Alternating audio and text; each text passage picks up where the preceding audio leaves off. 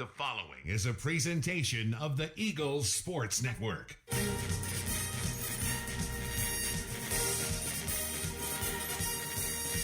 This is Carson-Newman basketball on the Eagles Sports Network. Into the left corner, Weichel three, Butter, Braylon, Weichel. We're getting you set for game day with a countdown to tip-off, powered by Appalachian Electric Cooperative. And as the Eagles with the takeaway, Rutherford steals it, Weichel scores it. Great feed from Rutherford to find Weichel off the turnover. Carson-Newman basketball is brought to you in part by Appalachian Electric Cooperative. We're AEC, powering the Eagles and Mossy Creek. By Domino's, the official pizza of the Carson-Newman Eagles. By the Eagle Club, the family of Eagles. By Pepsi, that's what I like. By Magaha Electric, providing quality electrical services and products to East Tennessee for more than 40 years. By First Bank, the official banking partner of Carson-Newman Athletics. Inner Digital, IT support and marketing, laser focused on your success. By the Bible Insurance Agency, the agency that's service built. By Lisa's Country Kitchen, the best food for the best prices. By Food City, value every day.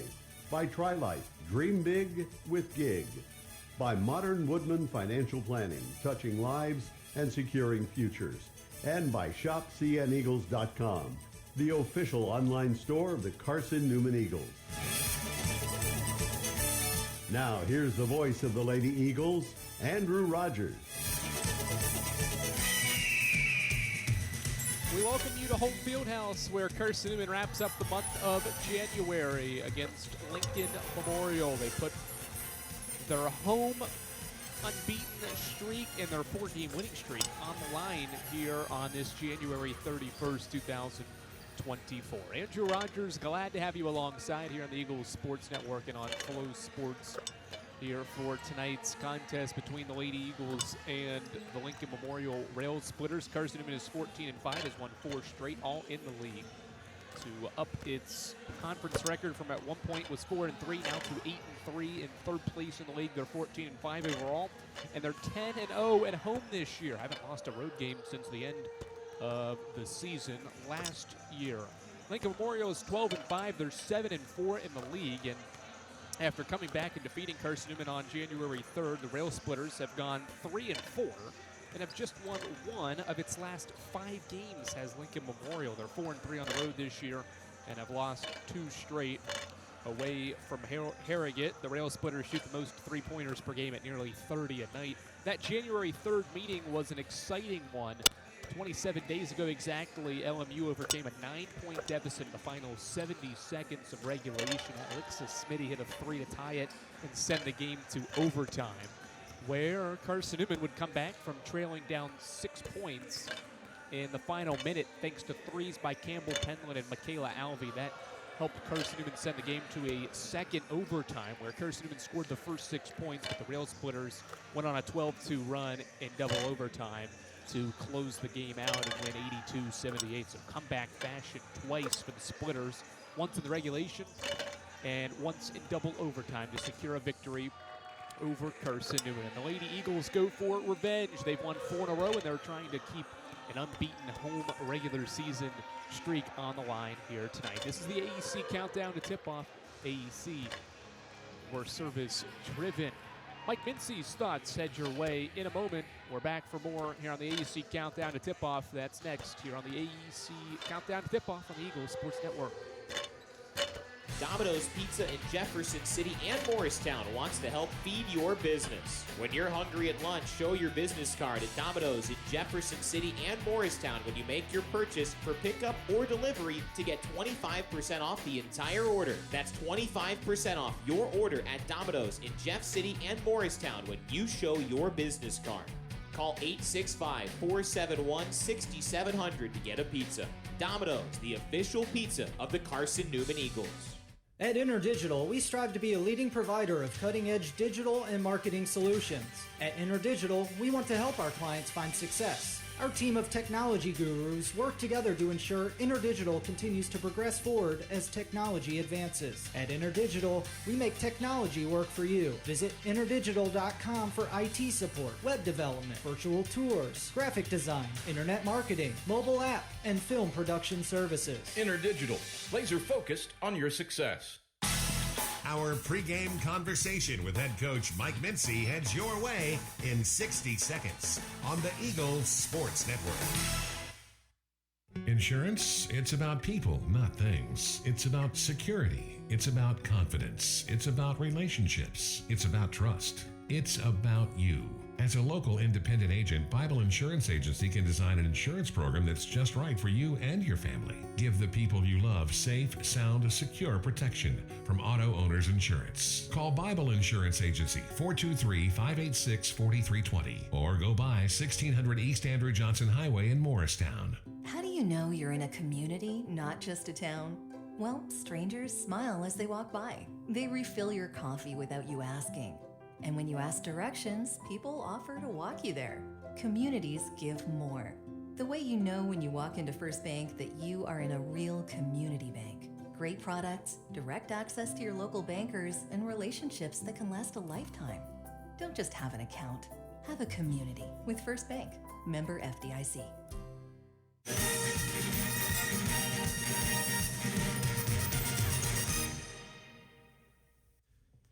Carson-Newman wraps up the month of January with a home matchup against Lincoln Memorial. Andrew Rogers here with head coach Mike Mincy here on the AEC Countdown to tip-off. Coach, a 4-game winning streak here after those 2 early losses in January, one to this LMU team and the other to LR. What have you seen during this 4-game stretch that you've been pleased with the most that's allowed your team to gain some momentum to wrap up this month and get ready for the final 2 months of the year? Probably just our defense more than anything. I think that's the one thing that's been fairly consistent over the last few games, certainly since we played against Lincoln Memorial. So, I mean, at times the offense has been clicking and it's done well. I don't know that it's been something where it's clicked for all 4 quarters in any of the games, but my happiness level and surprise level has been on the defensive end and what we've been able to do there. When you look at this matchup, and this is the second time you'll face this Lincoln Memorial team, we don't need to bring up what happened back in January. We've talked about it enough. But with what and how that game played out, how much have you gone back to think, okay, what were things that LMU did well to stymie us offensively? Because I think it was 22 all at halftime. So what were things execution-wise specific to the offense that could be changed so that maybe that first half's better and the game doesn't come down to what it did in the final minutes? Well, we turned the ball over. I don't know what number of turnovers we had. I just felt like we turned the ball over way too many times, just careless with the ball. We had some clips in one of our bins that we watched, the number of shots that we had that were, they were good looks and just didn't cash in. But I think in turn, I thought LMU had some decent looks, and they didn't cash in either. So I think both sides had looks in the first half. It was just a bad offensive basketball on both sides, and you finished with a 21-21 halftime score. Certainly, we picked it up there in the third, and then LMU obviously picked it up there in the fourth and on into the double overtime period. Certainly, a lot of teams have tried to stop Lindsay Taylor in the month of January. Her incredible January started this month against this Lincoln Memorial team with 32 points and didn't miss very many shots in that effort. And if LMU tries to make changes to figure out how to limit her production, what does that force other people to do? Obviously to step up, but what does that force your offense to adjust based on that? Yeah, I mean, typically what we've seen with teams trying to defend Lindsay is either full fronting with a help side defender. Obviously, if you've got a help side defender, that means that somebody's open over on the weak side, or playing behind, side wrapping, whatever you want to call it, and then bringing a secondary defender when she catches it or if she tries to make a move. Again, if that happens in the half court, now you've got 2 guys guarding one, and then you got to make a play out of it. And that's the beauty of basketball is, as coaches, we're always trying to put our players in position to be successful, but then the defense is defending you for a reason. And if they throw something funky at you, then, your players have to make plays out of it, and we call it fix-it situations. And if you do that well enough, then you can have success.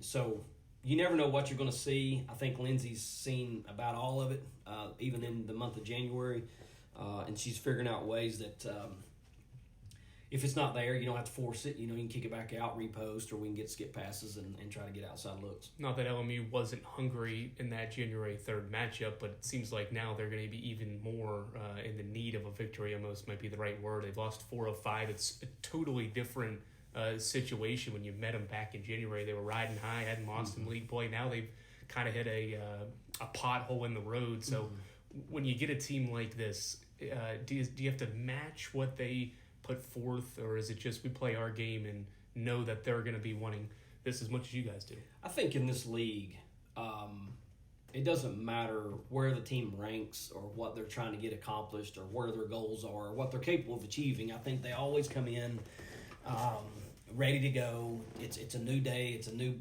story, and I think all the teams in this league come into each game playing extremely hard.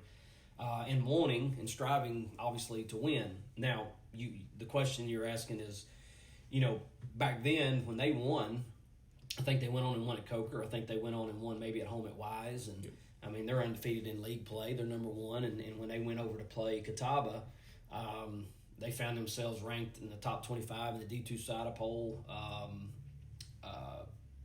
Was high in the regional poll in the D2 SIDA. Not that that poll means anything, but they were high in it, and then you have adversity, and so they're where we had faced adversity early in the year throughout the first semester. Certainly, I thought that was adversity the way we gave that game up there, and then we've had to correct some things, and I'm sure that through their losses they've tried to make some adjustments and corrections, and it'll be a good game. It'll be a good battle. Always is between the two schools, and just look forward to competing in it. Best of luck tonight. Thank you, Andrew. That's head coach Mike Mincy. We're back for more after this on the AEC Countdown Tip-Off here on the Eagles Sports Network. When you're sick and tired of fast food and need a fresh home-cooked meal, turn to Lisa's Country Kitchen. Lisa's been cooking up her fresh, never-frozen food for the Lakeway area for more than 15 years. Lisa's cares about her customers. You may enter a stranger, but you'll leave a friend. From foot-long hot dogs to juicy steaks, Lisa's has the best food for the best prices. Lisa's Country Kitchen on Route 92 off Old Andrew Johnson Highway. The best food for the best prices. Serving East Tennessee for 40 years, Magaha Electric is the perfect choice for all your electrical projects. Magaha Electric specializes in commercial, retail, manufacturing, residential, and industrial contracting needs. Magaha Electric can provide superior service, technical know-how, and realistic budgeting for any size project in a timely, cost-effective manner. Visit MagahaElectric.com for all your electrical contracting needs. Magaha Electric, your East Tennessee electrical contracting source. We're getting closer to tip-off. Price picks it up, and Carson-Newman is the South Atlantic Conference Tournament champions. More CN memories are headed your way on the Eagles Sports Network. There's something about a small community that unites us, whether it's cheering on our favorite team or the way we come together in a crisis. Small communities are made up of people with big hearts. We're dedicated to hard work and innovation through sunny days and stormy nights. AEC is always here, powering the people and the places that make our community a spectacular place to call home. AEC, power what matters most. The number one source for Carson-Newman athletics gear, shopcneagles.com, where you can find gear from Adidas, Columbia, Nike, and Under Armour. Shirts, jerseys, sweatshirts, shorts, pants, hats, and scarves. ShopCNEagles.com is your source for everything CN. You can even show your school spirit on your smartphone or tablet. All of your game day essentials can be found in one place. ShopCNEagles.com.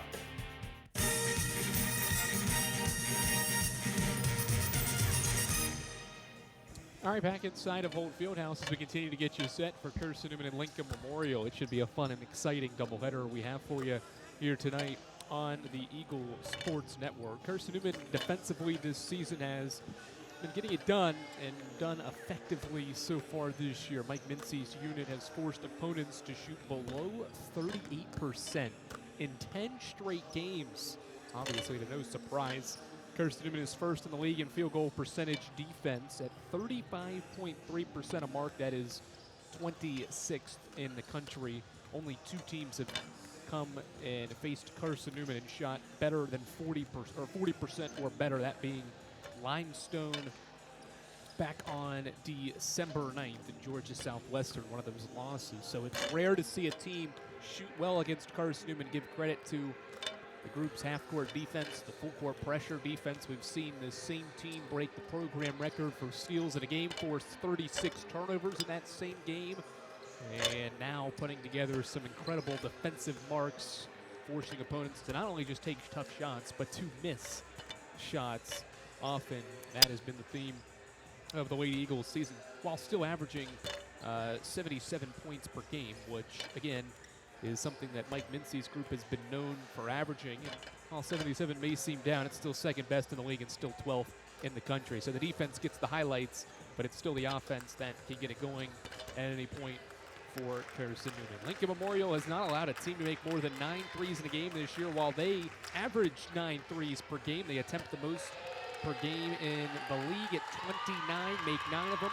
And their magic number under head coach Devin Carter this season, when they score 60 points or more, they're 11-1. When they don't, well, do the math, they're 1-4. So that's the key, 60 points for LMU, and they have success. We'll keep an eye on that and some of those other numbers that we talked about as we go throughout today's contest. Carson-Newman and Lincoln Memorial matching up for the second and final time this regular season and set to meet for the 95th time ever here inside of Holt Fieldhouse on this Wednesday evening. We'll break for the national anthem. We get back. It's starting lineups and tip-off from Holt Fieldhouse, and that's when we return here on the Eagles Sports Network.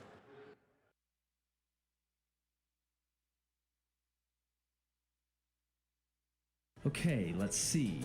Carson-Newman University. It's been around since 1851.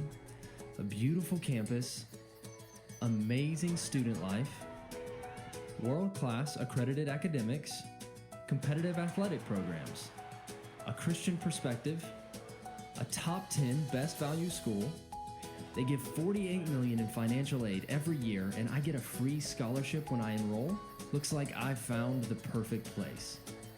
This is Carson-Newman men's basketball alum Taylor Hawkins. I want to help your family secure its financial future. I'm with Modern Woodman Financial Planning, where we touch lives and secure futures. Let Modern Woodman protect your family's financial security through life insurance, retirement planning, and financial services. You can contact me, Taylor Hawkins, at cneagles.com/Modern Woodman. That's cneagles.com/Modern Woodman. Help secure your family's financial future through Modern Woodman Financial Planning.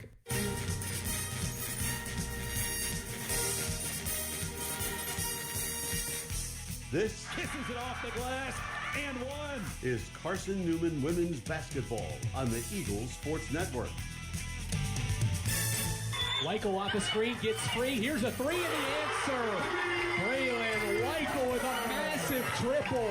It's 67-65. Today's game is brought to you by Appalachian Electric Cooperative, by Modern Woodman Financial Planning, Domino's, First Bank, by ShopCNEagles.com, The Eagle Club, the Bible Insurance Agency, by Pepsi, by Magaha Electric, InterDigital, by Food City, Trilite, and by Lisa's Country Kitchen. Now back to the voice of the Lady Eagles, Andrew Rogers.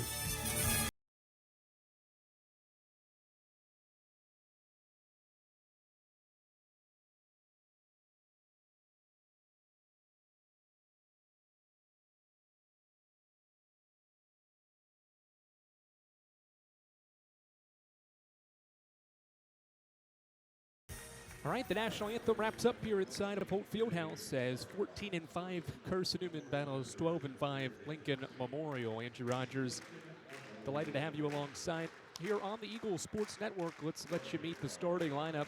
First start with Lincoln Memorial. They're coached by Devin Carter. He's in his 4th year, and he has a 49-45 record as the Rail Splitters head coach. He goes with a guard from Orlando, Florida, a graduate student that stands at 5'6", Giovanni Rios. She is the team's best rebounder, nearly 9 per game, and has 6 double-figure rebound performances this year, averages 8 a game as well.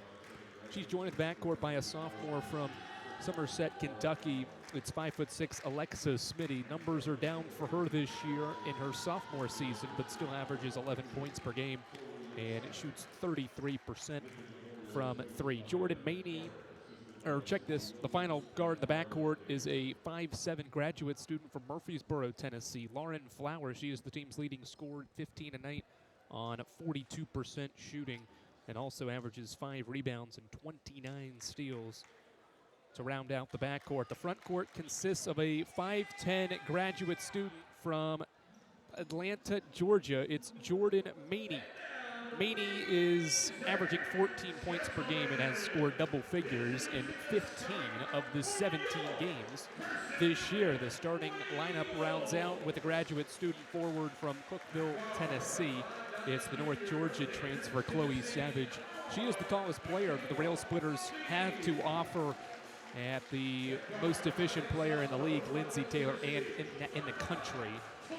In Taylor, Savage, 6 foot, has 3 double-figure games, averages 6 points and 4 rebounds. It's the same 5 that Carson-Newman will put out there now for the 7th straight game. It's Tori Rutherford, Braylon Weichel, Michaela Alvey, Campbell Penland, and Lindsay Taylor. Those are the 5 for Carson-Newman. They're 5-1 since Mike Mincy made that change in the lineup, and that was 6 games ago. A great crowd is on hand, and there are people still filing in here inside of Holt Fieldhouse, and for what is to be a great doubleheader of basketball here this evening. Lincoln Memorial is in the dark blue uniforms. White numerals are on the front and the back of the uniform.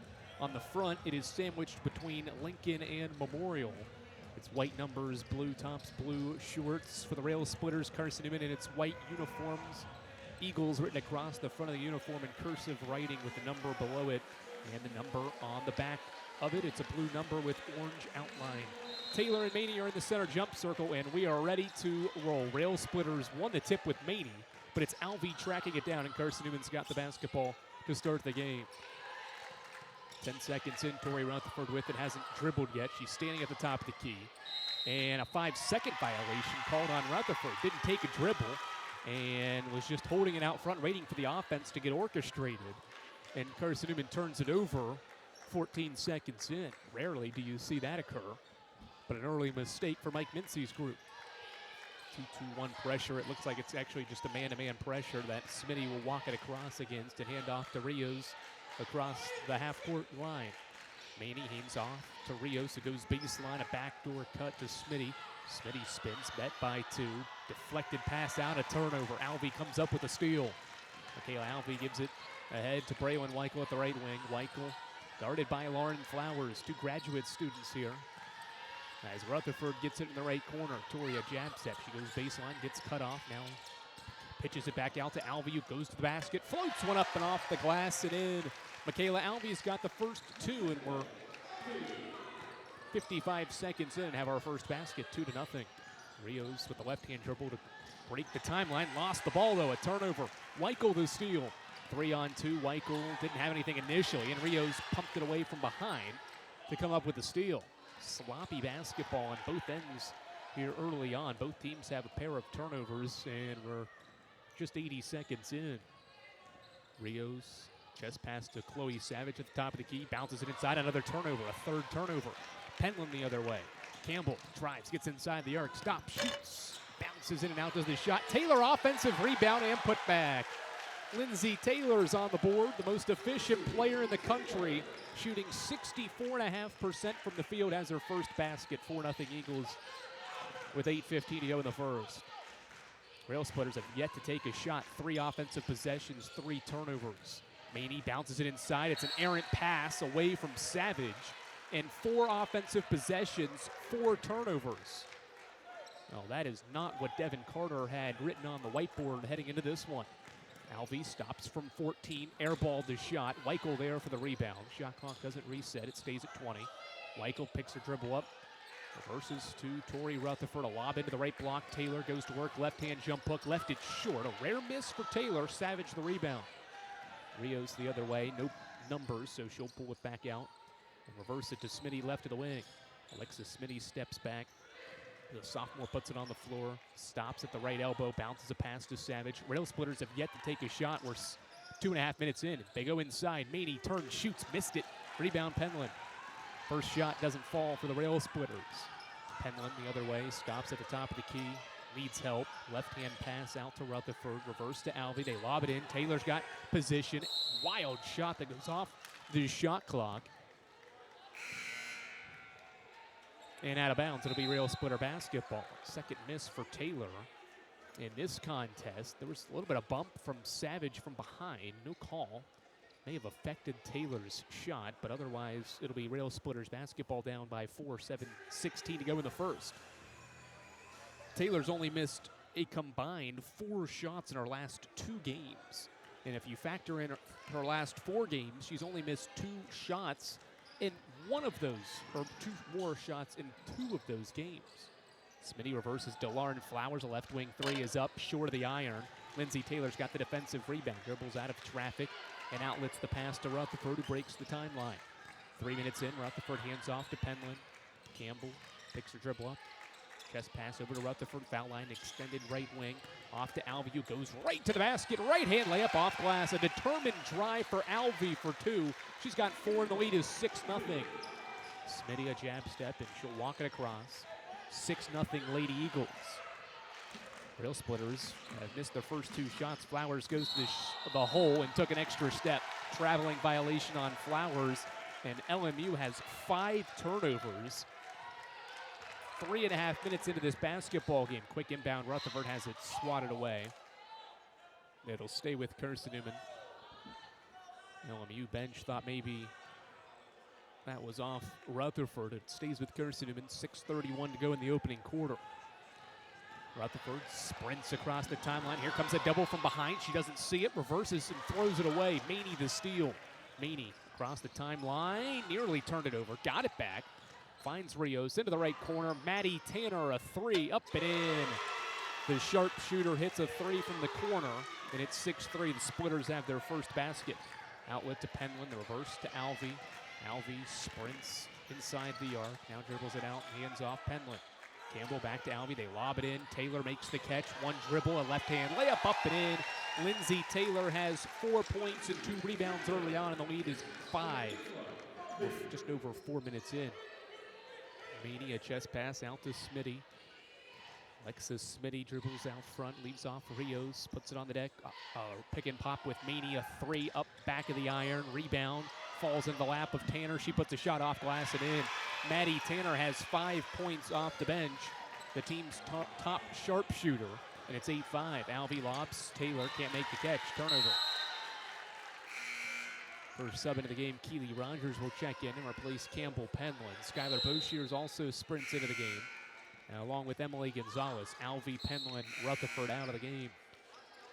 5:25 to go in the first quarter. Rail Splitters turned it over 5 times in the first 3.5 minutes, but they've calmed down a little bit and draw within 3 points here in the opening frame. Rios gets around Weichel, able to sprint across the timeline.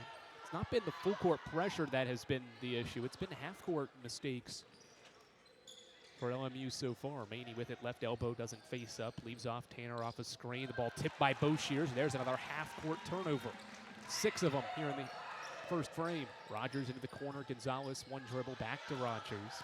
Keeley halfway through the first, drives to the basket. Right hand layup too strong. Offensive rebound, Lindsay Taylor, and stick back.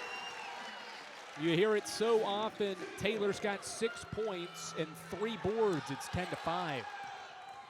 4:45 to go first quarter. Smitty breaks the pressure, guarded by Weichel. 2 of the better scores in the conference here, defending one another.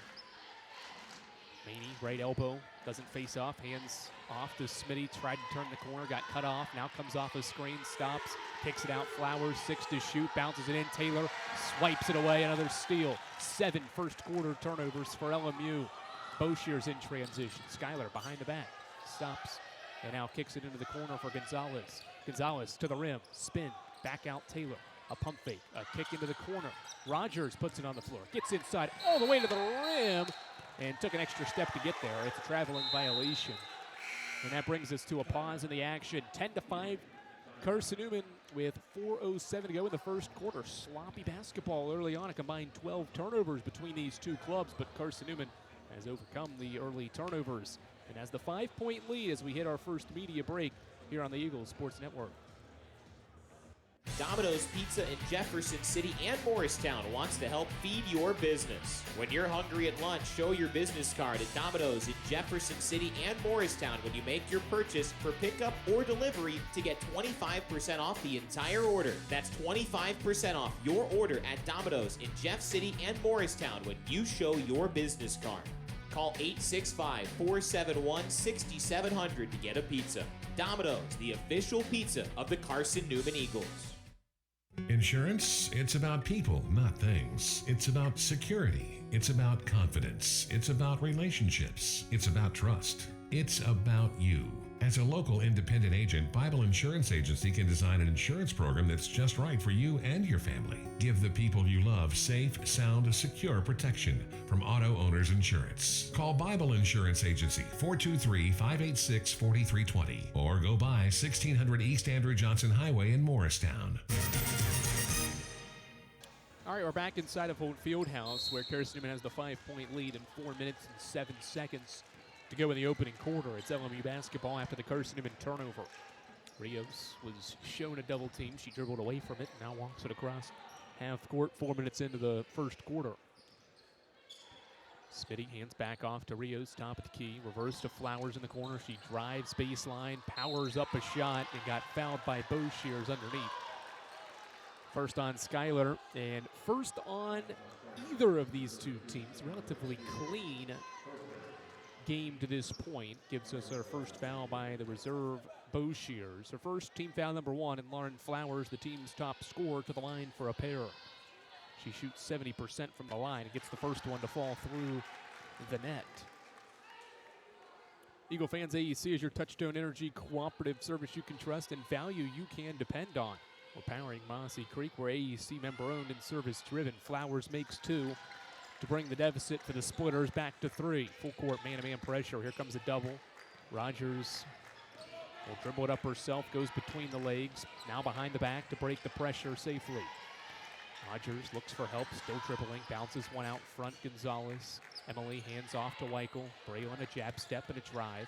Gets cut off and dribbles to the top of the arc. Here's a shot short, rebound, secured by Rios.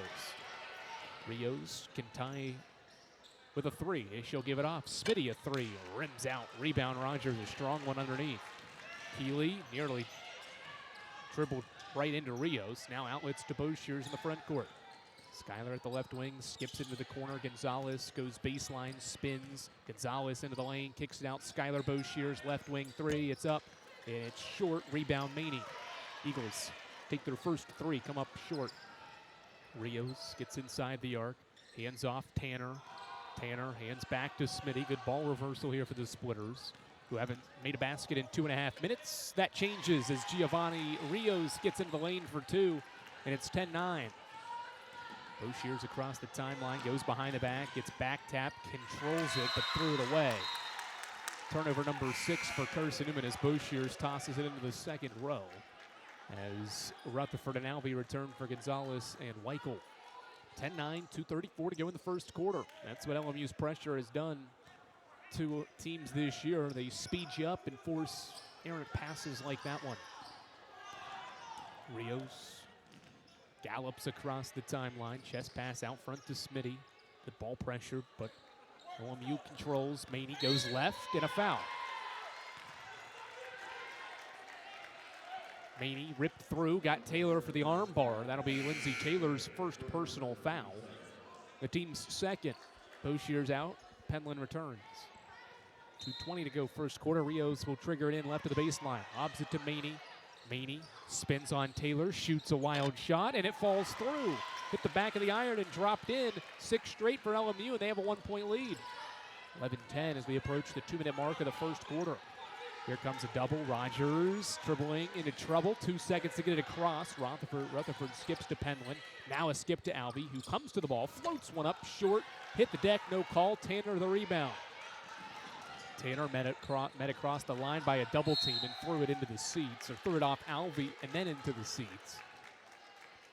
And the Splitters keep it up by 1. They forced Carson-Newman to go on a 3-minute scoring drought and have scored 6 points during the stretch. Rios dribbles out front, lobs to Maney at the left elbow. She can shoot that shot. Instead, puts it on the floor, spins off Taylor, shoots a shot off glass strong. Rebound Alvey. Alvey's first board, and she'll walk it across. Alvey hands off Rutherford, chest pass Rogers. Keeley crosses over, spins on Maddie Tanner, missed the shot short, gets it back, left hand hook off glass, spinning and around and in. Rogers for 2 on the second effort, and Carson-Newman's back up 1. 75 seconds to go in the first. Campbell Penland pressures Smitty, who walks it across. Eagles back in front. Smitty off of Maney's screen, gets right, gets into the lane through traffic. No call, ball goes out of bounds. It's off of Carson-Newman. Smitty hit the deck with Rutherford underneath there. It was just a simple no call. Matty Knuckles to the scorer's table. Lindsey Taylor will get a break here with 62 seconds left to go in the first. You see Smitty try to break Penland and Rutherford, trying to split the two. It didn't work out. Quick inbound to Tanner. Leaves off Maney. Maney gets into the lane. Extra step into the lane, kicks it out. Flowers a 3, short. Maney offensive rebound, spins. Left-hand hook shot, good. LMU back in front on Jordan Maney's second basket. Alvey breaks the pressure into the corner. Skips into the middle. Rutherford, top of the key 3. It's up, and it's off the backboard strong. Penland offensive rebound. Campbell's open. She'll step in for an 18-footer. Back of the iron strong. Smitty rebound. And there's about a 1.5-second difference between the shot clock and the game clock here in the first quarter. Rail Splitters can basically hold for 1 if they elect to. Devin Carter barking out signals right here at the scorer's table. Rios dribbling out front right side. 10 seconds. Rios waving for Tanner to come to the ball. Tanner gives it back to Rios. 3 seconds on the shot clock. Smitty off a screen, gets into the lane. Shot up, no good. And that'll wrap up the first quarter. Both teams, I think, thought the shot clock was going to end the quarter, but it didn't. And although there was only about a 1.5 seconds left, it really didn't make a difference with how it happened. Devin Carter's out at midcourt asking for a foul. But regardless, his Rail Splitters have a 1-point lead. They turned it over 5 times in the first 3 minutes of the game, but find a way to hold a 13-12 lead after 1. Second quarter action comes your way after these messages, and they're right here on the Eagle Sports Network. Dorm food got you down? Need a home-cooked meal? Then Lisa's Country Kitchen is for you. Lisa's Country Kitchen has been feeding Carson-Newman students for 15 years. Lisa's has a family-friendly atmosphere all day long. From the morning with her $2.99 breakfast specials to dinner with Lisa's fresh, never-frozen steaks. Carson-Newman students get a 10% discount with their student ID. Lisa's Country Kitchen on Route 92 off Old Andrew Johnson Highway. The best food for the best prices. There's something about a small community that unites us, whether it's cheering on our favorite team or the way we come together in a crisis.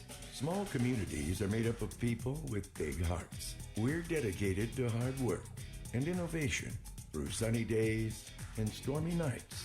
AEC is always here, powering the people and the places that make our community a spectacular place to call home. AEC, power what matters most. LMU leads by 1 as we get ready to start the second quarter here inside of Holt Fieldhouse. Eagle fans, Domino's is the official pizza of the Carson-Newman Eagles. When you're hungry, reach for Domino's. Get a large one-topping pizza. When you use your Carson-Newman ID, it's only $5.99. Domino's, the official pizza of the Carson-Newman Eagles. Rail Splitters basketball to begin quarter number 2, a 13-12 lead. Thanks to the 8-2 run in the quarter. Maney spins, met by 2, pitches it out Flowers. It's reversed to Tanner, top of the key. Tanner puts it on the deck, hands off Maney. Maney into the lane, kicks it out Rios. 8 to shoot. Smitty off a screen, finds Maney. Three-pointer up, and it rattles in. Jordan Maney from downtown. She's got 7. And Lincoln Memorial is up by 4. Weichel to Rogers, lobs it out front to Alvey. Alvey splits 2, gets into the lane, kicks it out Penland. Campbell back to Alvey, right corner 3. It's up, it rims out. Rogers offensive rebound, a power dribble, and a pass off for Knuckles for 2. Great find, Rogers to Knuckles for the layup. Approaching 1 minute into the second quarter, it's the Splitters by 2. 16-14, they forced Carson-Newman to shoot just 37% here early on. Rios behind the back, kicks it to Tanner, who curls around his screen, shoots an air ball. Rebound Alvey. Alvey, kick ahead to Rogers. She's ahead of the pack. Left-hand layup, Keely Rogers is good. 4 straight because of the activity of Rogers. She had the assist last time. Now a layup and a steal. Weichel, three-pointer, you bet. Braylon Weichel from downtown, a 7-0 run sparked by Keely Rogers, puts Carson-Newman back up 3. Rios skips it ahead to Tanner, who gets into the lane, out to Maney. LMU breaks the pressure, gets a wide open Tanner 3. It's strong. Rebound deflected, and Rogers is there to secure.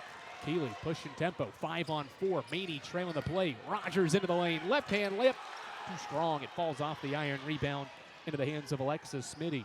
Smitty all the way to the rim. Nobody stopped her. She gets all the way to the rim for the right-hand layup. Alexis Smitty's first basket makes it 19-18. That ends a 7-0 Carson-Newman burst. Rogers will slow it down. A lot asked of her so far. She's got 7 minutes played, 4 points, 4 boards, 2 assists, 2 steals. Weichel gets into the lane, stop, met by 2, has to kick it out. Rogers. Keely nearly carried it. Weichel gets it back, steps back on Flowers, shoots a shot off the side of the backboard. Rebound flutters to Alvey. Hands off Weichel. Braylon back to Alvey, and we've got a shot clock issue, or do we? There's only 2 left on the shot clock, and that ball didn't hit the rim. The officials stopped play to confer, but not much to confer. That ball hit the side of the backboard as Rutherford and Taylor return for Rogers and Knuckles. 2 seconds on the shot clock. See if Carson-Newman's a rare. Alvey will inbound, way across the line, leaves it in Rutherford. Catch and shoot, launch, air ball. And LMU gets it back with 7:30 to go in the second quarter. Eagle fans, Lisa's Country Kitchen has the best home-cooked meals the Lakeway region has to offer. Lisa's Country Kitchen, they're the official restaurant of the Carson-Newman Eagles. Smitty breaks the pressure with the Rail Splitters down by a point. In and out dribble for Smitty, spins on Alvey, got into the lane, kicks it out Savage. Smitty gets it back. Off to Maney, left elbow. She faces up, drives, backs down Penland, hesitates, shoots a strong shot, but a foul called. Campbell Penland called for the hit on the arm. That'll be Campbell's first and Carson-Newman's first of the second quarter. LMU is yet to be called for a foul, while Carson-Newman has only committed 3. It's been a relatively clean game in that aspect as Maney hits the free throw. She's got 8 points to lead all scorers here in the early going. Graduate student from Atlanta, Georgia, shooting 60% from the free throw line, hits both of them, and LMU regains a 1-point lead. Eagles reverse it around the perimeter. Sophie Henry into the game for the first time. Rutherford threw it away, right to Smitty. Steal for Smitty. Smitty tried to score on the other end. It rolled off the iron. Rebound Alvey. Kick ahead. Taylor, one dribble, and picked away by Flowers. Taylor gets it back. Goes around Savage. Missed the shot. And a rebound secured by Flowers and the Splitters. Physical basketball game underneath. Smitty reverses one in. Whips one in to Maney, who backs down. Penland goes to the basket. Strong shot off glass. No rebound. Taylor, her 4th board. Eagles trying to regain the lead this possession. Weichel steps back. Top of the key 3. It's up short of the iron. And we've got a foul underneath. And it's the first foul on Lincoln Memorial. Chloe Savage commits her first and the team's first foul with 6:24 to go in the second quarter. Keely Rogers checks back in for Carson-Newman and replaces Rutherford. Weichel to inbound, finds Alvey. Alvey Hands off Weichel. Weichel around a pair of screens, gets into the lane. Left hand shot off glass, goes in. What a finish by Braylon Weichel for her second basket. And Carson-Newman's back up 1. Approaching 4 minutes into the quarter, Sophie Henry double team to the backcourt, nearly turned it over. Gets it back, still doubled, and that's a 10-second violation. Harassing defense by Carson-Newman to force the turnover, number 9. Henry was pressured, nobody was helping her. She was stuck behind in the backcourt and in the midst of a double team between Rogers and Weichel. Look at this harassing defense. Without fouling is the key as well. Taylor off to Weichel, Eagles by a point. Rogers at the top of the key, puts it on the floor, kicks it out. Alvey pump fakes, spins on Maney, stops, kicks it out. Penland, Campbell pump fakes, looks inside, tried to find Alvey. Henry got a hand on it. It's loose underneath, and the possession arrow favors Carson-Newman. 12 seconds in the shot clock with 5:44 to go until the break. Packed house here inside of Holt Fieldhouse for this exciting one. Inbound, Weichel hits the deck and a foul. Jordan Maney picks up the foul, her first and the team's second. So Maney and Savage have the fouls. They stay in the game with 1. And an inbound for Penland, right baseline. Campbell looking, Weichel curls off a screen, gets the basketball, throws it inside. Taylor's bumped from behind and a foul. That's 2 on Chloe Savage. And we're going to get our first look at Jasmine Robinson, another 6-foot forward who has to check in for Savage. Savage, 2 personal fouls. She battled foul trouble the first time around and ended up fouling out, only playing 19 minutes. Weichel to inbound, right side of the baseline. Gets it in Taylor. Lindsay, a left-hand dribble in the corner, looking for help. Still dribbling, now bounces it to Rogers. Keeley looks, finds Weichel, 14-footer from the elbow is strong. Rebound deflected out to Flowers. Lauren Flowers the other way, gets into the lane, left-hand shot, through traffic goes in. Lauren Flowers has her first basket, and Lincoln Memorial's back up by 1. Back and forth first half here in Holt. Albee stops from 18, shoots a backboard shot, rebound Smitty. Albee took it right away, goes up with a shot, nearly made it, but got fouled. That's just Michaela Albee wanting it more than the Rail Splitters that time. Smitty commits the foul. It's the 4th team foul, and free throws for Albee. Albee didn't make the shot, but made sure to make up for it. Watch this effort here to just strip it away from Smitty, go to the basket, and draw the foul.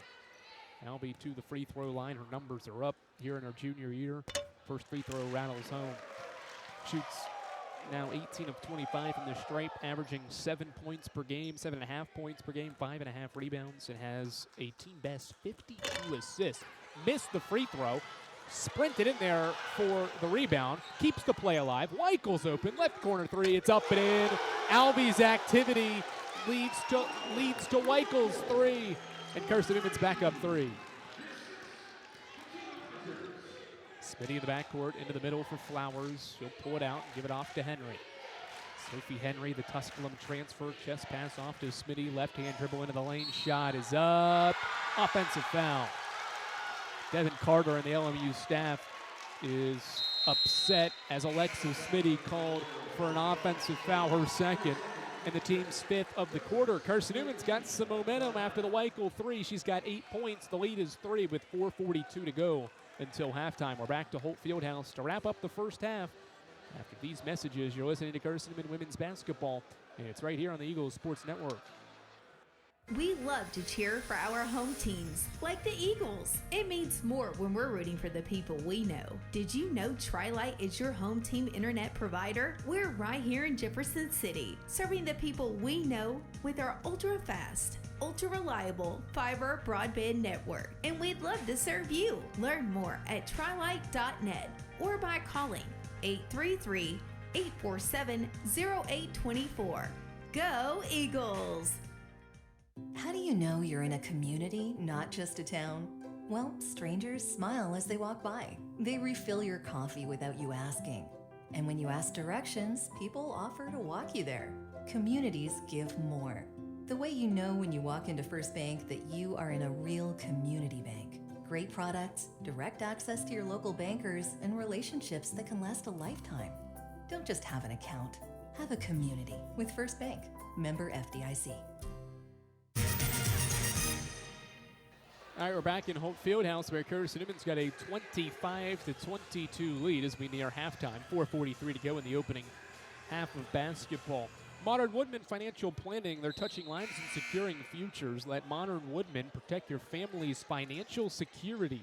For life insurance, retirement planning, and financial services. Contact Carson-Newman men's basketball alumnus Taylor Hawkins at St. Eagles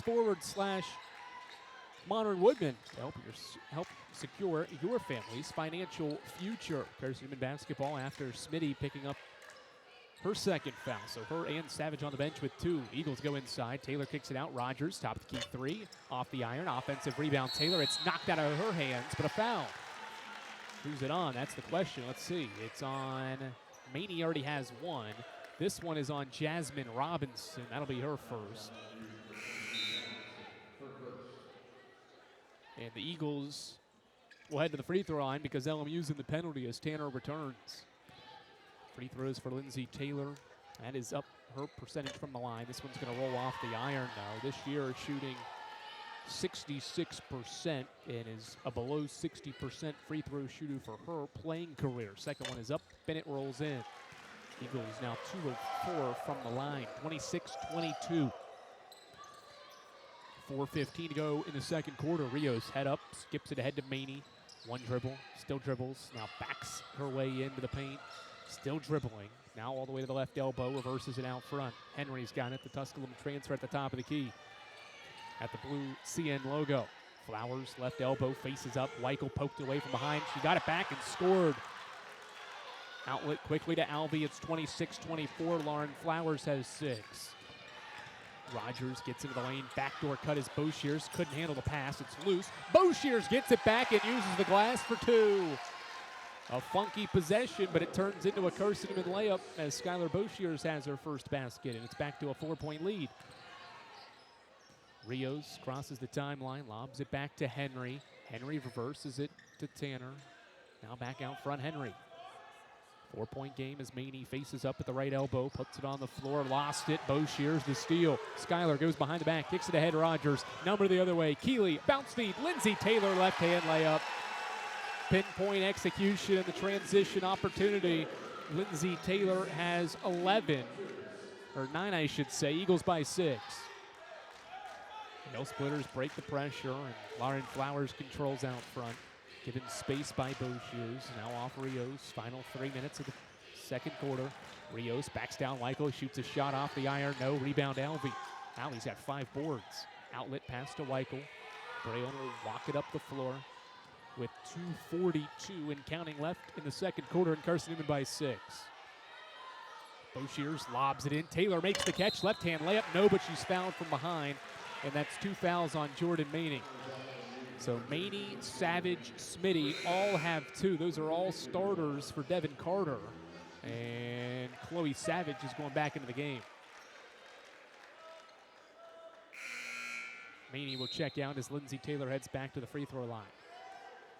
Well, you got to manage the foul trouble at some cost as well. So he'll leave Maney on the bench, bring Savage back in here for 2 with the final 2:35 to go in the first half. Get another look at it. Taylor had great position, and Maney really wasn't forced. Probably could have let her go, but decided to force Taylor to go to the line. She splits it pair, and the lead is 7. Tanner lobs it out front to Rios, who breaks the timeline. Giovanna Rios hands off for Flowers. Back to Tanner. Good action here. It leads to a Rios 3. Short of the iron. Rebound Rogers. Rogers has 5 boards. Outlets it to Alvey. Now to Boshears. Michael gets a breather with Rutherford back into the game. 2:10 to go in the first half. Rogers crosses over, spins on Tanner. Gets around her, shoots a layup, no good. Rebound deflects around, and Rios out of the pack with it. Rios crosses half court. 2 minutes to go until the break. Bounce feed Tanner, reverse to Savage. Chloe Savage drives inside, bumps in 2 players, offensive foul. Savage has 3 as Rutherford took the brunt of the hit from Chloe Savage. Jasmine Robinson back in, and now Savage has 3. Foul trouble adding up for Devin Carter and his group after they hadn't committed a foul in the first 13 minutes of this game. Quick outlet to Alvey. Michaela Alvey sprints into the paint, bounces it out. Taylor back out front, Rutherford. And Carson-Newman resets with Boziers. 100 seconds left in the second quarter. Alvey spins on Tanner, gets to the basket. Right-hand shot to traffic, no. Lindsay Taylor, offensive rebound. She missed the shot, but another foul called underneath.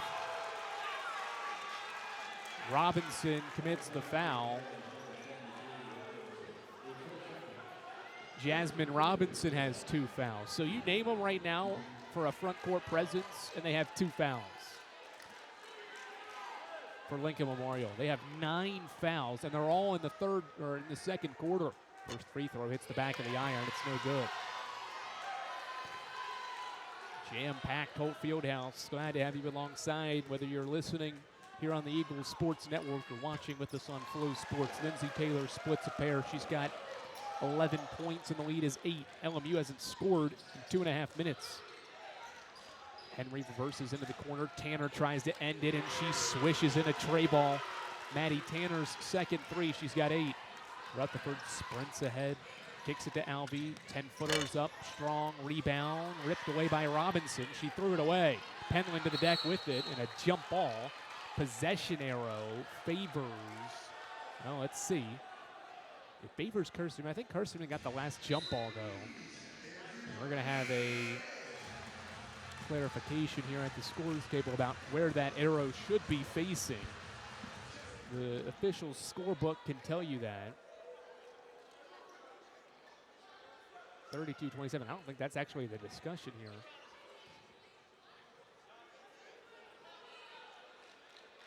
It should be. That is right. The arrow is right. Devin Carter was upset with whether or not the score is right. It is, though. 32-27 after Tanner's 3. Alvey to inbound across the way. Bounces it in Penland. Campbell hands back to Alvey. Skips it to Rutherford. Penland cuts wide open. One power dribble. A shot off glass and in and one. Maddie Tanner commits the foul as Campbell Penland makes the basket plus the foul. And Maddie Tanner has her first. 10 fouls in this second quarter after none in the entire first. Hands weren't straight up from Tanner, though, as we're going to see Zion Smith for the first time. The graduate student from Phoenix, Arizona, checks in for Sophie Henry. 1:05 to go, and a physical basketball game here inside of Holt Fieldhouse so far. Penland to try to complete the three-point play. Her free throw is up, and it's in, 35-27. Rios faces up. Met by Weichel, skips it across to Tanner, who breaks the pressure as we dip under a minute to go. Devin Carter across the way, barks out his play call. Robinson screens for Rios to get free. Leaves it off Flowers, left wing 3. It's up and in. Lauren Flowers hits her first 3. She shoots 36% as the ball gets deflected out. It'll stay with Carson-Newman and 39.8 to go until intermission. Lindsay Taylor sprints back into the game. Maddie Knuckles out. Offense checks back in, and Taylor for this final possession. Lindsay's got 11 and 6 on 4 of 7 shooting. Inbound to Alvey. Kicks it back to Campbell Penland. Penland walks it across the timeline. Carson-Newman will reset in the half court with about a 9-second difference between the shot clock and the game clock. LMU defense chanting for defense. Weichel gets into the lane, hesitates, spins, leaves it off. Taylor. Lindsay puts it on the floor. Backs through. Got bumped by Robinson. No call. Rebound Tanner. 15 seconds. And Tanner will slow it up. Nearly threw it away. Rios has to throw it away, though, into the backcourt. Tanner's got it. And now skips it back to Rios. Wild sequence. Rios to Flowers, left wing 3. It's up strong. Rebound Taylor. And that'll wrap up the first half. Oh, wacky, wild game we have here inside of Holt Fieldhouse. Lincoln Memorial and Carson-Newman battling it out for the second time this regular season. Eagles lost the first meeting in double overtime, but use a strong 23-point second quarter to take a 5-point lead at the break. It's 35-30 as we hit halftime here inside of Holt Fieldhouse. We'll recap this one and we'll take a look around the league when we get back For the halftime report, it's Carson-Newman 35 and Lincoln Memorial 30 as we hit the break here on the Eagles Sports Network. How do you show your support for Carson-Newman? Head over to shopseeandeagles.com right now where they have all of your needs covered.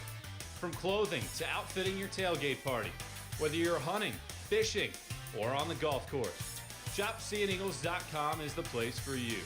All of your everyday essentials from pens to phone chargers are in one place. For the best gear in the business, visit shopseeandeagles.com today. At InterDigital, we strive to be a leading provider of cutting-edge digital and marketing solutions.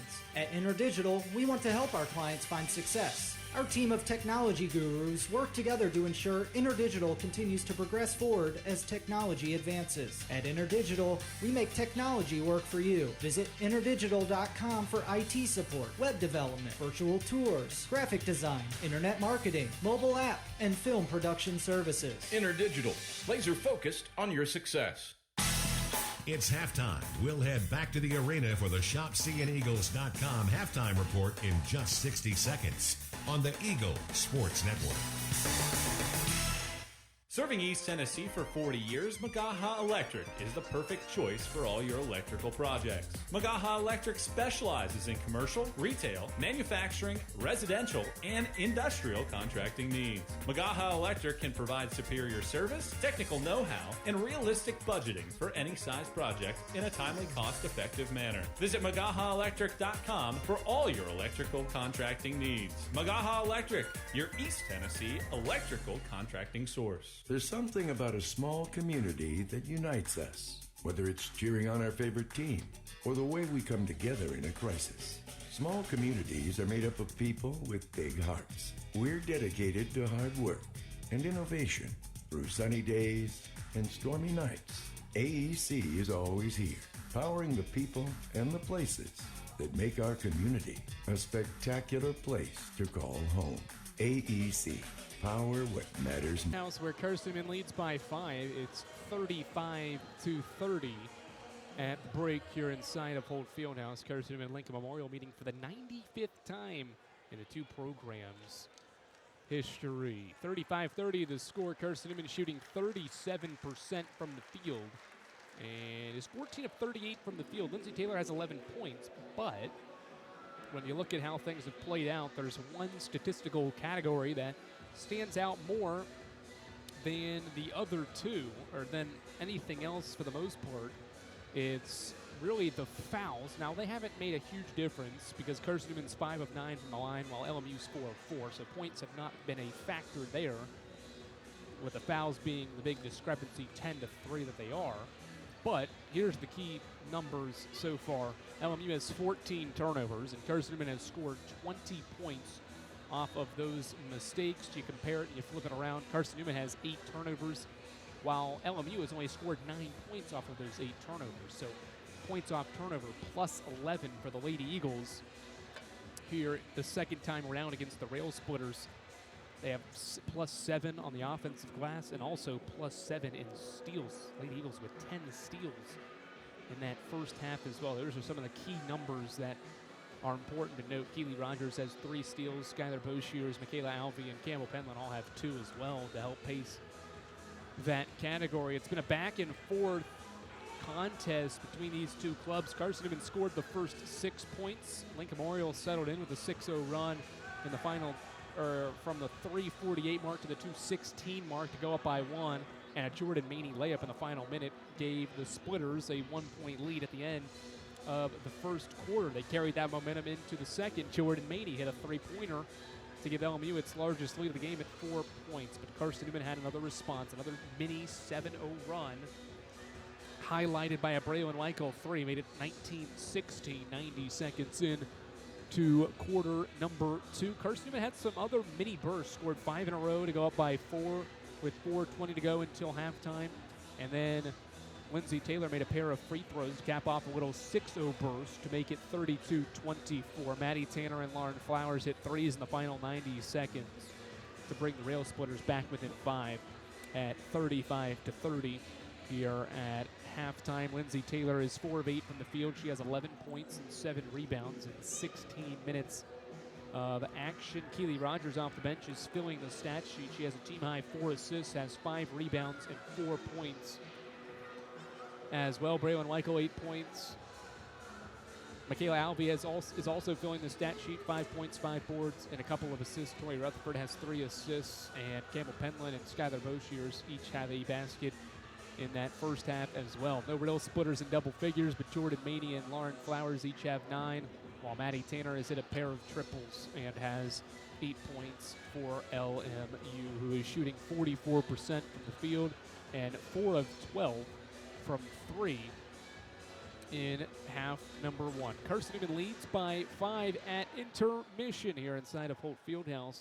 We'll take a look around the South Atlantic Conference. Carson-Newman's got Catawba on Saturday in Salisbury, North Carolina. We'll let you know what the Catawba College Catawba Indians are up to on this Wednesday evening, as well as the rest of the league when we get back here on the Eagles Sports Network.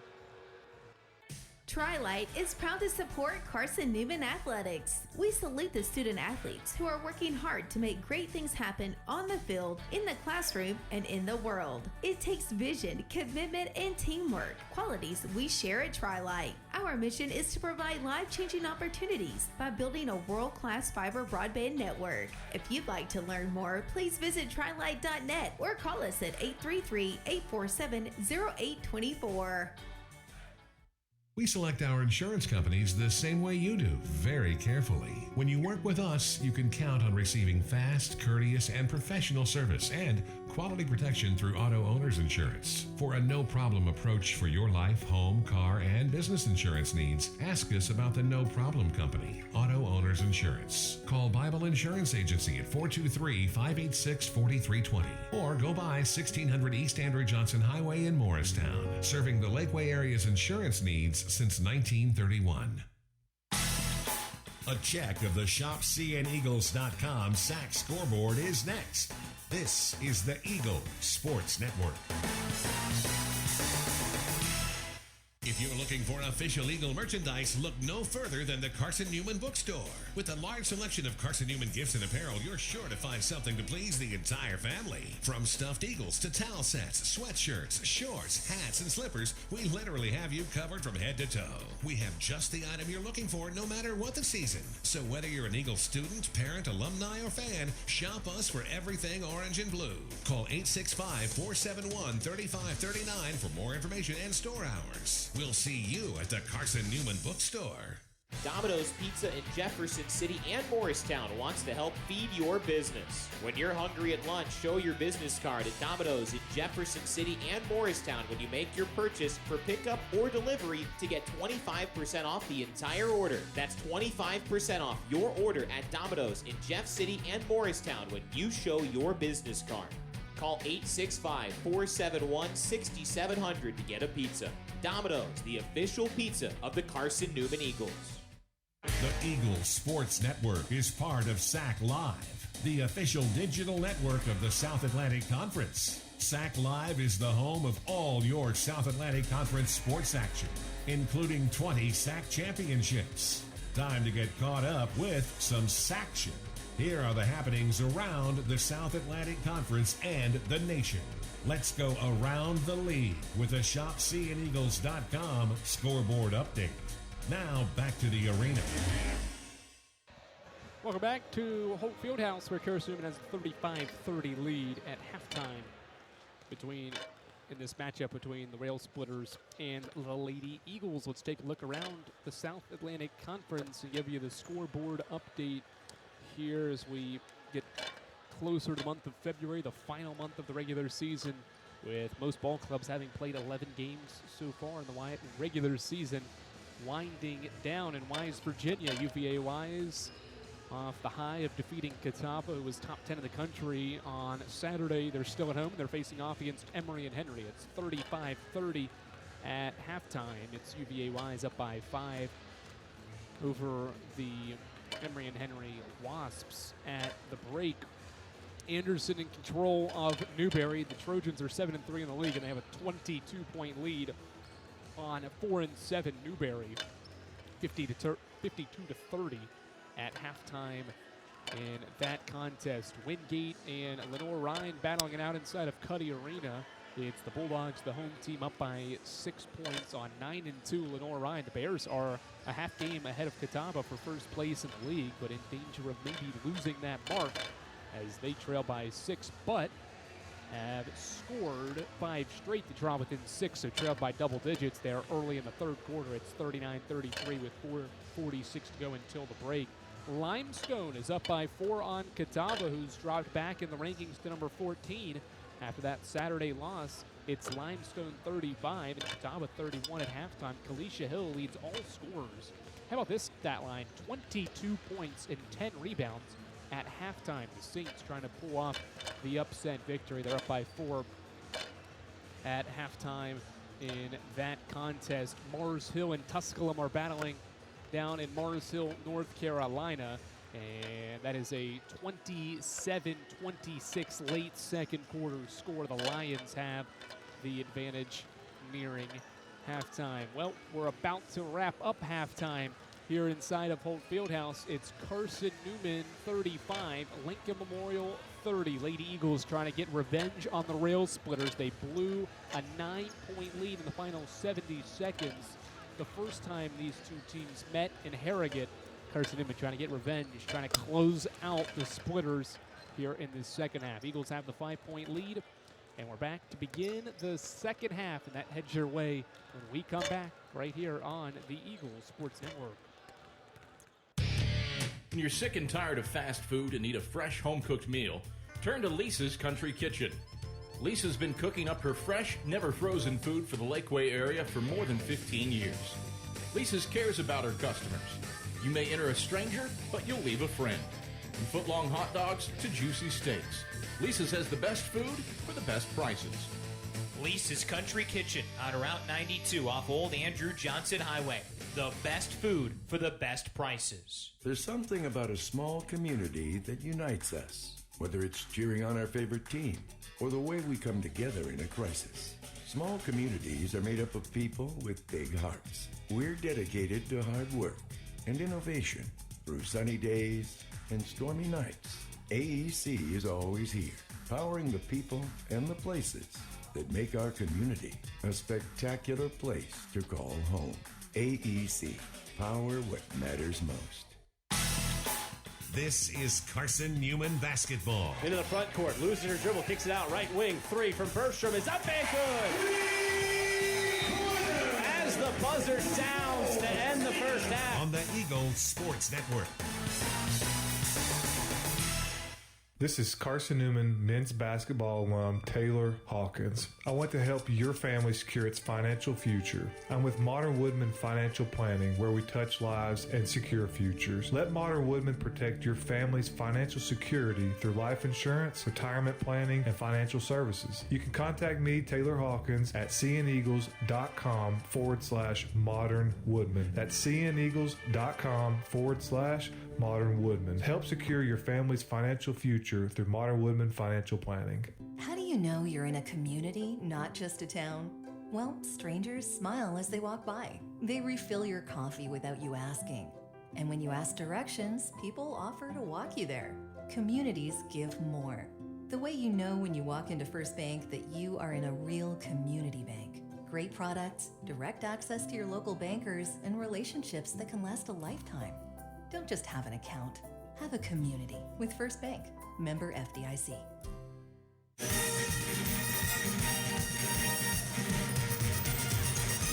Glad to have you back inside of Holt Fieldhouse. Carson-Newman 35 and Lincoln Memorial 30 as we get set to start the third quarter. Eagle fans, you should check out Carson-Newman's athletics official online store at shopcneagles.com. It features more than 1,100 products, from t-shirts and polos to phone skins and pet collars. ShopCneagles.com is the official online store of the Carson-Newman Eagles. Lady Eagles and Rail Splitters meeting for the final time this regular season.